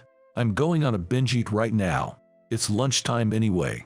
Come on, I've bought loads down at the town square. Let's eat together." Honestly, I had no appetite, but I had no choice but to say yes. More importantly, why? I quit the company too. "What, why? Is that all you can say? Why?" She laughed as she said this, looking at my surprised face. She had finished a business trip and had gone to the office that morning, where she was informed about the termination of my contract and the reason for it. And she had gotten into an argument with the boss. She insisted that there's no way I would sell my designs to another company, but the boss was adamant that my designs had actually been productized. In the end, he rebuked her as team leader, saying, "You've been negligent in your supervision." He said I was negligent, so I said, "Then I'll take responsibility," and I quit. She said this robustly while biting into a fried chicken drumstick. "So now, because of me, you too, have been at odds with that hard-headed man for a while now." She then looked at me seriously, adjusting her posture. "You just left your job yesterday, and you haven't decided on your next job yet, right?" "Yes, I have no prospects." "Then, work with me." "Work with you?" I couldn't grasp the meaning, so she explained. She had decided to take this opportunity to start her own design firm. She had been considering going independent and had saved up for it. The salary might be lower at first, but only for a little while. Just bear with it. In other words, she wanted me to be the first employee of her new design company. "Sure, if you want me," she thanked me and offered both her greasy hands for a handshake. I shook her hands, though somewhat bewildered. Her hands were sticky from the fried chicken. Honestly, I was puzzled as to why she had invited me to be her first employee. Until then, she had been giving various orders to other team members, juggling multiple projects, but rarely giving me advice, assigning me only one project at a time. I had always thought that I was neither expected nor evaluated. Now, even though she said she was starting a company, her home apartment served as both an office and a residence for the time being. It's all about cutting costs.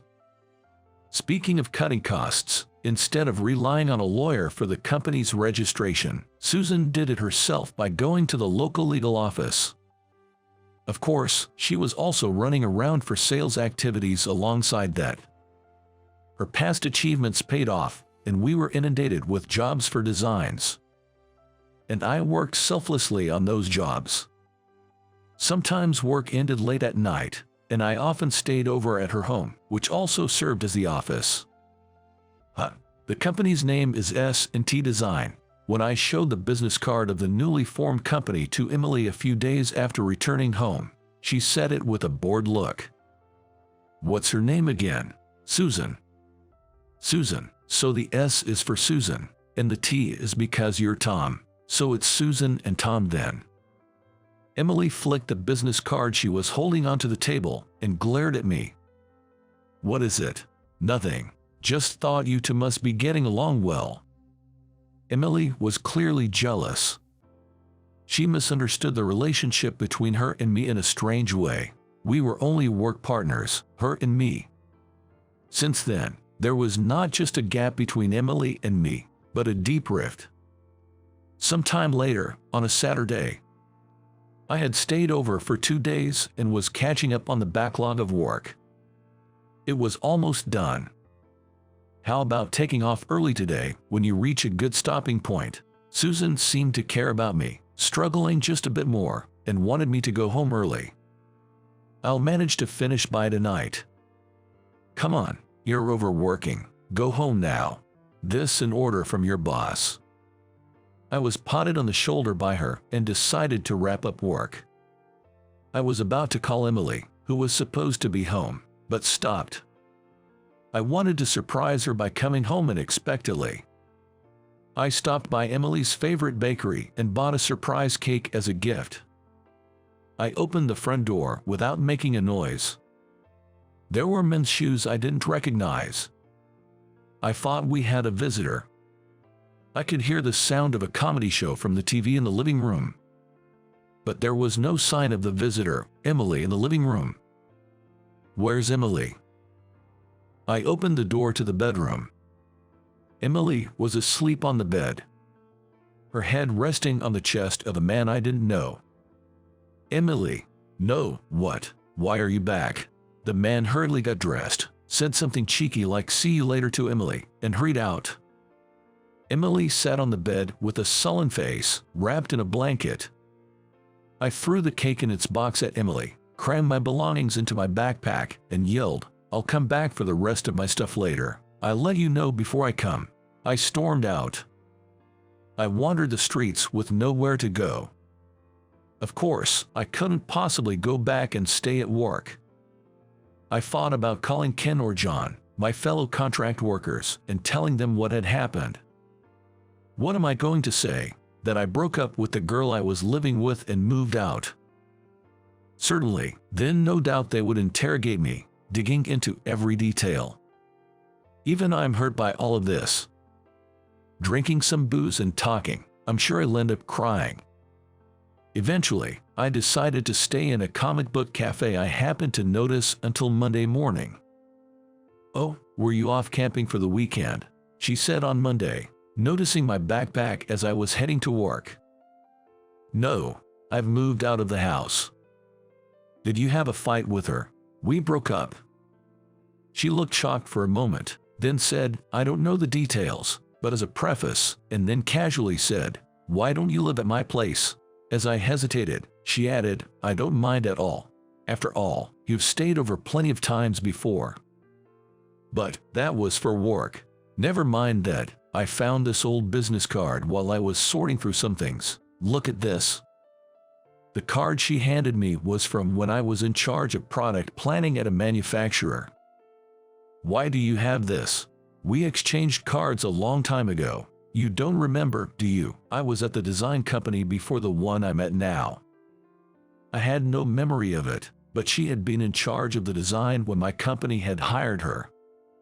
Usually, we would have multiple meetings to finalize the design, including the concept and functionality of the product. I made a few revisions to the rough sketch, and the design was pretty much settled, but you, a rookie, came to observe the meeting. I was trying to recall the time while listening to her story. "When we exchanged business cards, you were so stiff, barely looking at anyone's face, and your hands were shaking. I wondered if you were going to be okay as a newbie," she said with a chuckle. I could only respond with an embarrassed smile, feeling both pathetic and ashamed. At the end of the meeting, someone said, "Mike, tell us your thoughts. You were so nervous that your voice was cracking, and you said something completely off the wall, but it was something none of us would have ever thought of." I thought, what's with this amateur? What kind of ridiculous thing had I said? I couldn't remember. I thought that, but at the same time, I wondered where such an idea had come from, which I couldn't do. I thought. I was frustrated. If this guy gets involved in design, won't it be something incredible? I can't lose to him. With that, she stood up from her chair. I looked down, embarrassed. "The point is, we've known each other for a long time, so it's fine. Don't worry about it, just live here. The punchline of the story being that I should live here was confusing, but it somehow made me feel inclined to agree. Oh, but you'll have to see something awful every morning. What is it exactly? My face without makeup. I stayed at her house as a temporary place to live until I could find a new home. The layout had a living and dining room used as an office and her bedroom, plus one more room. She suggested I use that room, but I declined, opting to lay out a sleeping bag on the living room floor when I slept. We sometimes ate together, and sometimes separately, but since neither of us cooked much, we ordered delivery or ate food we bought outside. Thus began our strange cohabitation, and about half a month had passed. We were working in the room when her cell phone rang. "Oh, Ken, long time no see."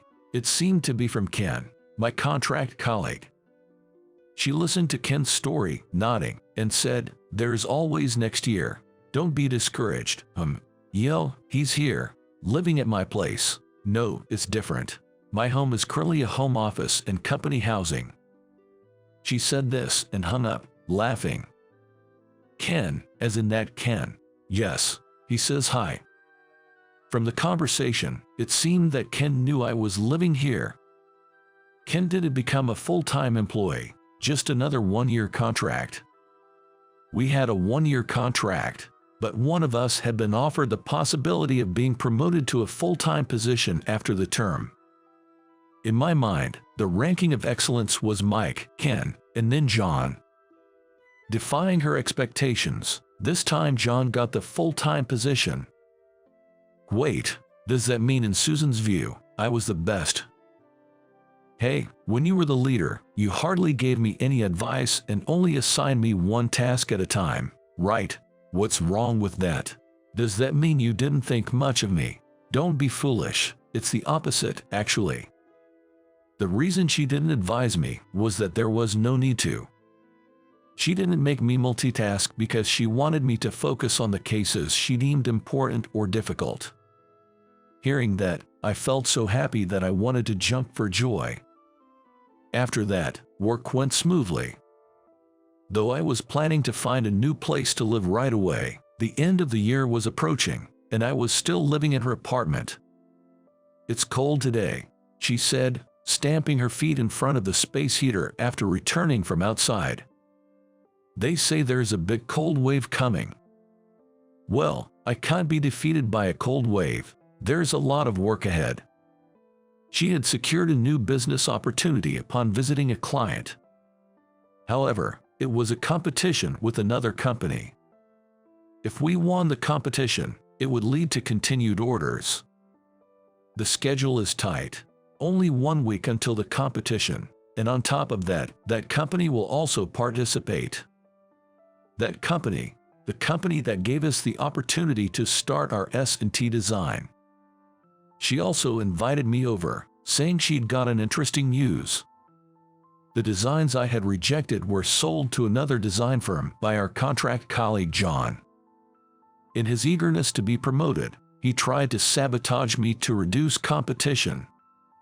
The company that bought the design from John also had other stolen designs and was reported by the client. And thus, John's actions came to light. John was fired just a few months after becoming a full-time employee, and another contract employee, again, became full-time. For the next week, I worked day and night on the design for the competition. The night before the competition, I finally finished the design drawing. I was so relieved that I fell asleep with my head on my desk. "Hey, you'll catch a cold like that." She had been resting in her bedroom and came to check on the workspace, where the lights were still on. Though I fell asleep, "The design is ready, it's right here." She said, "I know," and put her arm under mine to help me stand. "I'm fine, sleeping back. Come here, my bed's warmer." We won the competition. And the company grew. We established a new office and hired about 5 employees. As for me, I'm still living in her house. Not just as a work partner, but as a life partner. "Ryan, could you come here for a moment?" A sharp female voice echoed, and I, holding back a sigh, walked over to my boss's desk. "My name is Ryan. I'm a rookie, having joined the company right after college graduation. I work in sales. I really wanted to be in the IT department where I could work in silence, but my request didn't go through, so here I am. The one who called me just now was my boss, Sarah. Though she's my boss, she's only 23, a year younger than me. But she's been with the company since she was 18, a true veteran. She's competent and well respected in the company, handling everything with ease. She not only does her job impeccably but covers for her subordinates' mistakes as well. She's such an ideal boss that she's got a fan club in the company. However, for some reason, she's particularly tough on me, and I frequently find myself being lectured. It's true I'm new, but I also tend to make a lot of mistakes. I was especially bad at speaking, and I even misspoke when I was helping the sales visits. I don't have many friends or a girlfriend in my personal life. It's not like I can become a smooth talker overnight. If I had to make an excuse, it's not just my poor conversational skills that's the reason I don't have a girlfriend. I have a lot of sisters. One older and two younger. Moreover, with my dad always out of town for work, it's all women at home besides me. With that setup, I kinda wanted some distance from the female species, and as a result, my age equals my years without a girlfriend. Well, I didn't get along with female friends either, so I guess I really am prone to misspeaking. Probably that's the reason for being called out today. Ryan, what was with your comments in the meeting earlier? I expected your input, but you just stayed silent. It's problematic. Oops, my mistake. It seems the issue wasn't what I said, but rather what I didn't say. I did try my best to think of a response, but I was so focused on thinking that I ended up not saying anything. I only muttered a few words during the meeting, so her criticism might be justified. Sarah is petite and shorter than me. Her medium-length hair swayed as she looked up at me.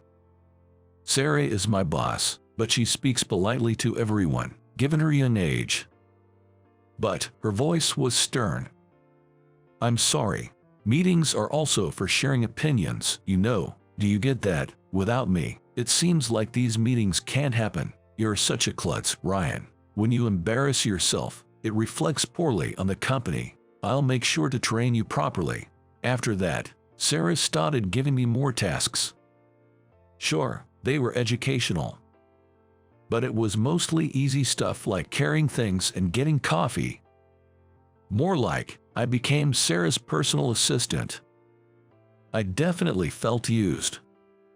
To others, it might seem enviable to be working so closely with the company's star, but I didn't feel that way at all. I mean, every day, as I assisted her on sales calls, I'd hear things like, "Sales isn't for you yet, klutz."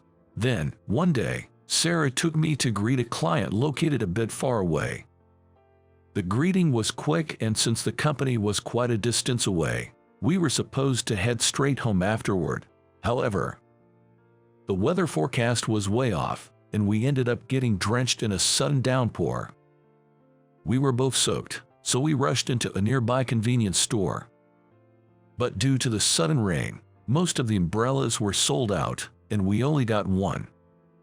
The rain didn't seem to be letting up, so, feeling it was the right thing to do, I offered my umbrella to Sarah. "Here, use this." "But if I take it, won't you get wet, Ryan? My place is just around the corner, so even if I get a bit wet, it's no big deal." This was true.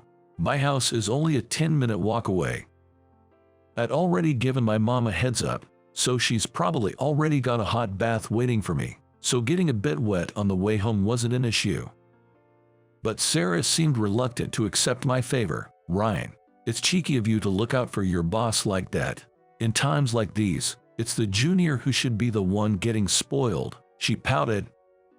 "But Sarah, your clothes, they're kinda see-through. Taking the subway looking like that might not be a great idea. I wasn't trying to tease her. I just spoke what was immediately apparent. Apparently, it was the wrong thing to say. Sarah quickly covered herself with a flustered, "Oh my goodness. I mean, everything's visible." I inadvertently blurted out. "Ire, stop it. You don't say things like that. This is why you're such a klutz." Sarah seemed really embarrassed. This was tricky. She didn't seem to take the umbrella, but I couldn't let her leave like this either. I was wondering what to do when, achoo, Sarah sneezed. She was dressed rather lightly and looked cold. I wanted to head home too, so on a whim, I asked, "Want to come to my place?" Her face turned a deeper shade of red. Could she be running a fever? "What, your place, Ryan? You might catch a cold in this weather, and there aren't any cabs around here. Might be better to head to my place." As I tilted my head pondering, Sarah became fidgety. She kept glancing at me and said, her cheeks flushed, "I mean, sure, but why is she acting so nervous? Is she cold? Or maybe worried about a change of clothes?" True, it wouldn't be appropriate to lend her mine. I might have overlooked that. "Don't worry, I have sisters at home. They can lend you something." "You have sisters?" "Yay, one's in elementary school and the other's in middle school. Oh, and I have an older sister too." With this, Sarah seemed to finally understand. But suddenly she seemed flustered. "I mean, just because you're Ryan doesn't mean you don't have any ulterior motives, right?" "Ulterior motives? Never mind. Please just take me to your place." I still didn't get what she was getting at, but if she was okay with it, I decided to head home with Sarah. Since we had just the one umbrella, we had to share. Luckily, Sarah's petite size made it easier. Upon reaching home, my younger sisters greeted us. Usually, only the youngest is around, but with a guest over, my middle school-aged sister was present too. My older sister seemed to be still at work. I had already informed Mom, so she came out shortly after. "Sorry for the noisy household. I'm the one who should apologize for barging in like this." "Oh, don't mention it. Such a sweet girl you are. Come on in." As Sarah was politely greeting everyone, my younger sisters started making a ruckus. It's hardly ever quiet in this house, I swear. "Big bro brought a friend." "Nope, she's his girlfriend." "Both wrong. Come on, show her to the bathroom." The sisters got it all mixed up, so I asked them to guide Sarah, and I escaped to the living room. Mom teased me while preparing dinner. She's a well-mannered and cute girl. "It's rare for you to bring someone home, isn't it? Is there no place for me to hide?" I wished I could just lock myself in my room, but we have a guest, so I couldn't. "She's not what you think. She's my boss, okay? Sure. I made such exchanges while helping out. Then, when Sarah came out of the bathroom, I was genuinely shocked. Not just because she had no makeup on, but her hair was long. She usually has it at her length, a kind of medium length. As I stared in astonishment, Sarah laughed. "I usually tie it up to make it look shorter. I like it long, but it gets in the way at work." When she let down her hair and smiled with a faint post-bath redness in her cheeks, even I felt my heart race. I grew up with a family of women, but right now, the prettiest one in this house has to be Sarah. She seemed to have borrowed clothes from my sisters, and as she was about to leave, Mom insisted, somewhat forcefully, that she stays for dinner. My elder sister came home, making dinner more lively than usual. Sarah has a knack for figuring out quickly what pleases people. She entertained my third-grade sister after dinner, which delighted her. Mom and my other sister, usually stuck with this duty, seemed relieved tonight. "Okay, let's play, kiddo." At home, Sarah showed a younger, innocent side I never saw at work. It reminded me that, of course, she's younger than me. From this, I could gather how much pressure she must be under at work. When my sister became sleepy, Sarah tried to take her leave. But don't underestimate the desires of elementary school children. Don't go. What? No, I want to sleep with you, my sister pleaded. Mom tried to reprimand her. Now, don't bother our guest, but she was relentless. I sneaked a glance at the calendar. Luckily, tomorrow's a day off.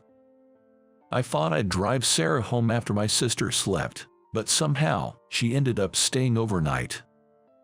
Even I was taken aback by this unexpected development, but life doesn't go like a romantic comic. Sarah was to share a room with my sister, who was over the moon. I wasn't expecting anything. Well, not really expecting, you know. Every guy wishes to be popular at least once in his life, right? Anyway, nothing happened. The next morning, I was set to drive Sarah. Thanks, Brian. Thank you. She had her makeup on, looking every bit the Sarah I see at work, but she seemed to struggle switching back to work mode. We're not at work, so you don't have to be so formal. It's fine. Then, same to you. Oh, I got it. To be honest, when I was talking to my sister yesterday, I dropped all the formalities, and I ended up doing the same. It felt a bit awkward. Your sister's pretty cute. She's always up to mischief. I've got my hands full with her. It'd be great if you could come and hang out again. My sister would love that. It was meant to be casual chit-chat. My sister really tucked to Sarah, and I'd appreciate her coming around. But there was no reply. It was about time we reached the station. How about you, Ryan? Huh? Suddenly Sarah spoke up, catching me off guard. When I parked nearby and looked at Sarah's face was flushed and she was pouting. Ryan, don't you want me to come? It's not that I don't want you to. So, you'd be happy? Well, not necessarily happy. You're supposed to say you're happy, even if it's a lie. Sarah pouted even more. She looked like a cute little animal. I honestly felt Sarah had a different side to her outside of work, and I was curious about that side. It's just mere curiosity. I felt like teasing her a bit. If you're that honest, I'd be happy to. I said that, but it seemed like it was a gaffe again. You really do talk gibberish a lot, Ryan. That's why I can't leave you. Even so, Sarah said with a cheerful laugh, I'm going to keep a close eye on you in return for your sister. Could you give me a break and be nice? If only the mistakes were fewer, huh? Sarah grinned as she got out of the car. See you at work, then. Take care. Oh right, you look pretty with your hair down. It suits you. I'm not particularly fond of long hair, but I thought it would be a nice change for her. But the usually cheerful Sarah flushed red and said, well, I do that because my hair gets in the way when it's long. Then she ran off. I still don't understand women. I've been interacting with Sarah the same way I do with my sisters, but it seems I tend to misspeak around her. I sighed, thinking she might be mad at me next time we meet at work, and watched her receding figure. After that, Sarah started coming to work with her hair down, causing a stir in the office. I even got glares from the Sarah fan club because she started talking casually with me. But it's not my fault. At first, she spoke formally, but as she came to my house more to meet my sisters rather than me, she spoke more casually, and it eventually carried over to work. As she is my boss, it doesn't bother me. In fact, I find it easier to talk with her this way. For my sisters, I've seen a lot of unexpected sides of Sarah. She's surprisingly competitive, responsible, yet slightly childlike. She often plays games with my sisters and, despite losing, insists, one more time. However, she's not very good at gaming, and in the end, I usually let her win on purpose. But she figured that out and now insists, don't go easy on me. That's an order from your boss, an order. I found that endearing. I feel like we've gotten a bit closer, and it's not an unpleasant feeling. It's a comfort different from being with my sisters. I don't know what to call this feeling, but I should probably keep my mouth shut for a while to avoid any more foot-and-mouth moments. Unaware of my feelings, Sarah calls out to me today, too. "Come on, Brian, let's go." Is it just me overthinking, or not? I rescued a woman being bothered by a guy, and she said that to me. Confused by her words, I looked at her, and she came closer with an alluring upward glance. Having never been popular and leading an ordinary life, my heart raced. And then, she slowly revealed that to me. "My name's Brian. Just a regular 28-year-old office worker. I'm not on the fast track to climb the ladder in my job. I'm in a kind of general duties role, but I've never felt unhappy about that. I earn a decent wage and want to continue this peaceful life. I basically don't turn down tasks given to me. During work hours, be it errands or supporting colleagues, I'm up for anything. Thanks to this, I have a great relationship with my coworkers. Though I am often asked to do errands, I take them willingly, and I sometimes get help in return. It's a genuinely good workplace. But now, a major issue has arisen. It was a single comment from the boss. "Brian, ever thought of going on a blind date?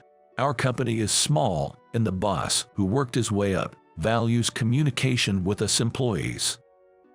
I often chat with him and sometimes even seek work advice." This same boss, grinning, proposed a blind date to me. Well, I've never thought about that. Considering your age, it's about time to think about marriage, right? I have a good match for you. I never imagined a blind date offer coming my way. There are plenty of employees in their 20s and 30s. Why me, who is just doing his ordinary tasks? Seeing the question on my face, the boss shared more information about this date. Turns out, she's the daughter of one of our clients. Wait, then more reason for someone like me to be mismatched. Learning she's a CEO's daughter, I decided to decline immediately. "No, she specifically requested you. I asked how she got to know about you, but she only told me that she wants to meet and discuss it with you directly." I'd never spoken to or seen this young lady. From what the boss said, her name's Lily, 24. She's working in accounting at her father's company. I saw her photo, a slender figure, striking large eyes, a real beauty. Graduated from a prestigious university, smart and beautiful. Even more puzzled why she chose me. She wanted to talk to you, rather than just a blind date. Why not meet her? If you don't click, you can decline, and if you're not interested at all, you can refuse the meetup. I'll smooth things out, so don't feel pressured to say yes this time even. Our boss treats the employees like family. Hearing him say I could decline, I was sure he'd handle it gracefully. But her photo felt like somebody I knew. Plus, I was curious about why she'd want to talk to me. Seeing me ponder, the boss smiled warmly. "I've known Mr. White, her father, for ages. Known Lily since she was a kid. She may be a CEO's daughter, but she's very down to earth and sweet. A genuinely lovely young lady. I already feel nervous a little, but if he says so, she sure is wonderful." I began to want to see her and have a talk with her. I found myself agreeing to the blind date. Though I'd agreed, as the day was approaching, I became more anxious. And on the day, with heavy steps, I headed to the upscale restaurant for our meeting. What should I talk about today? Can I just ask why she chose me right off the bat? No, that might be rude. As I was walking lost in thought, I suddenly heard a distressed voice of a woman. "Stop it, I told you no." When I peeked around the corner into the alley ahead, there was a woman in a beautiful dress wearing a face mask being harassed by a thug. It seemed like he had been persistently bothering her. Although a part of me was scared, I couldn't just stand by and do nothing. I stepped between the thug and the woman and said, "Can't you see her making her uncomfortable? Back off." The thug glanced at me and made a loud, exaggerated tisk. "Mind your own business." Apparently he didn't like my intervention and got provoked. He hurled a plastic bottle at me in a fit of rage. I managed to dodge it, feeling that this situation might escalate to something worse. "I won't have him hurt her." "Isn't this an assault? I'll call the cops." At the mention of the police, he seemed to get cold feet and hastily retreated. As I was about to speak with the woman, she talked to me first, her voice filled with concern. "Are you okay? Didn't you get hit by that thing?" She seemed genuinely worried. "No, I'm fine. Are you okay?" "I'm good. Thank you so much for helping. You're indeed like a real-life hero." I couldn't help but blush at her words. But her "indeed like a real-life hero" comment made me wonder what she meant, and just as I was about to ask, she told me something I didn't expect. "Is it just me overthinking, or not? It feels like a destiny." I was taken aback. Meeting someone for the first time and thinking it's destiny seemed far-fetched. But as she looked up at me, implying it was our fate, she was so beautiful and made my heart race. "Look at this." As she said that, she showed me a cherished handkerchief. "Oh, isn't that?" I recognized it immediately. It was a handkerchief I used to own. "Do you remember this? You gave me when I was in middle school. When I was still a teenager, I used to spend my summer vacations in a rural town where my grandparents lived. There used to be a younger girl living nearby, and I spent those summers hanging out with her. However, both of my grandparents passed away one after the other. Their old house was hard for my parents to maintain since they lived far away. It ended up being torn down after their passings. That meant no more summer trips to the town. The girl I used to hang out with was a bit chubby and was bullied for it in school. I sometimes comforted her and listened to her about it, so she might have felt sad to know that I was going to stop visiting. On our last day together, I gave my crying friend that handkerchief. "Don't cry, we'll meet again someday. Let's promise to greet each other with a smile then." She gave me one last smile while she was wiping her tears with that handkerchief. If I remember it correctly, her name was Lily. I only saw Lily during those summer breaks, and the last time I saw her was during my high school years. It had been so long that I didn't instantly recognize her when I heard her name. Moreover, she used to be chubby, but not anymore. She'd transformed into a stunning woman. "Is that you, Lily? You've grown into a pretty woman. I didn't recognize you." "I'm glad that you remember me. Back in those days, you always stood up against the bullies like a cool hero for me. You were treating me with kindness and even offered me the handkerchief when I was crying. You were my first love. Ever since then, I've been hoping to see you again and thank you. I've worked hard to better myself, even went on a diet." She said it with a chuckle, and she looked so beautiful. Perhaps she had gained confidence through her efforts and personal development. "How did you find out about me? You could have just said hi to me then. I work in my dad's company in the accounting department. I saw you when you visited our company. You looked just like the old days, so I recognized you right away. When I asked the name of the person to other employees, it was indeed you." She used to live in the countryside back in the day, but after her father's business took off, they moved to downtown New York City as a family. I might have met her parents once a long time ago, but I honestly don't remember. And to think that her dad is now a major business partner. It really took me by surprise. Even after we got to the restaurant, Lily and I reminisced about old times. It felt more like a reunion and a blind date. We had a great time. Lily's mother also came to the restaurant to greet with me. Apparently, Lily's mom was the one who set this up. She told me that she recognized you at the company right away. She wanted to talk to you, but couldn't approach you directly. so she asked me to arrange this event. Her mother seemed to find her daughter's feelings adorable and was smiling the whole time. Personally, I think it's a higher hurdle to chat through a matchmaking event than just approaching directly, but thanks to that, we got to talk, so I'm grateful, one way or another. From that day on, Lily and I started messaging each other and even went out to eat together. However, a month after the initial event, Lily's dad, the CEO Mr. White, stormed into my company. "Who is Brian?" Mr. White, who suddenly appeared, seemed a bit angry. "That should be me." As I stepped forward, Mr. White was looking at me from head to toe. "I have plans for my daughter to marry someone competent enough to take over the company." It seems he had recently found out about the blind date. It could be that Lily and her mom had anticipated this reaction from Mr. White and kept silent.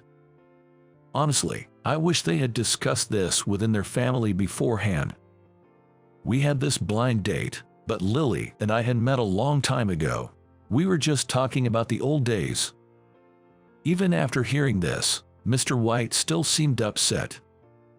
"I heard that you guys see each other after the event, and even went to grab dinner sometimes. I've heard that you described yourself as a jack of all trades. Such a person is not suitable for my Lily. Break it off." It seems Mr. White doesn't listen when he gets riled up.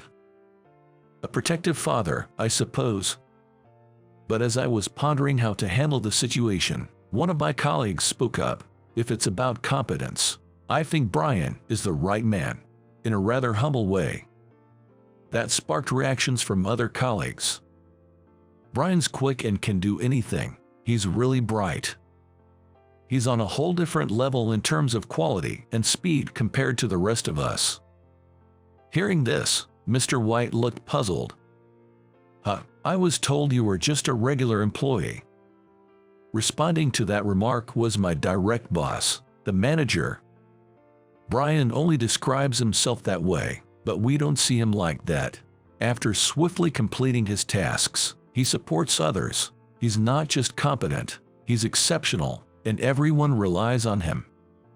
Hearing this, Mr. White seemed to calm down. Apparently, after hearing that I referred to myself in such a manner, he jumped to conclusions about my suitability for his daughter. He said he lost his cool when he heard about the unfamiliar man his daughter was meeting. I carefully explained to him why Lily wanted to meet me. She probably felt too shy to tell her dad about her first crush.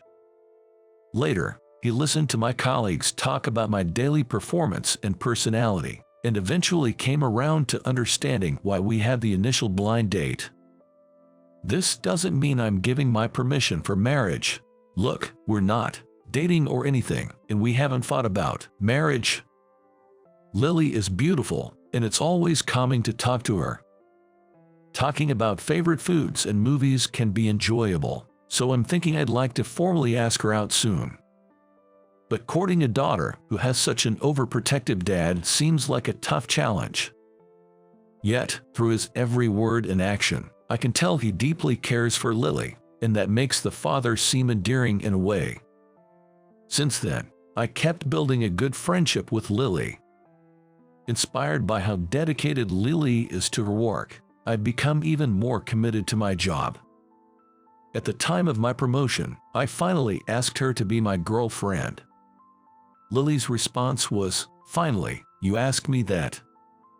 It seems I made her wait quite a while. After dating for about a year, tomorrow I'll be meeting Lily's parents to discuss our marriage plans. From what Lily tells me, her mom seems quite welcoming, but her dad seems a bit more challenging. The night before, I'm super nervous, and Lily chuckles seeing me like that. "Considering you can stand up to strangers and bullies, it's funny you're this nervous about meeting my parents." No, facing bullies is easier. Your dad's quite tough and full of energy. I'm sorry for being so weak." Hearing that, Lily gently shook her head. "I love you for your bravery, and I also love you when you're this nervous about seeing my parents and talking about our marriage to them." I could feel my ears turning bright red. Feeling embarrassed, I looked at Lily. She was wearing a sweet smile. Thanks to the affection she had for me all these years, we got to reconnect. I truly believe I've met someone who is in my destiny. Seeing her smile, I'm determined to get her parents' permissions for our marriage. I'm going to make Lily truly happy.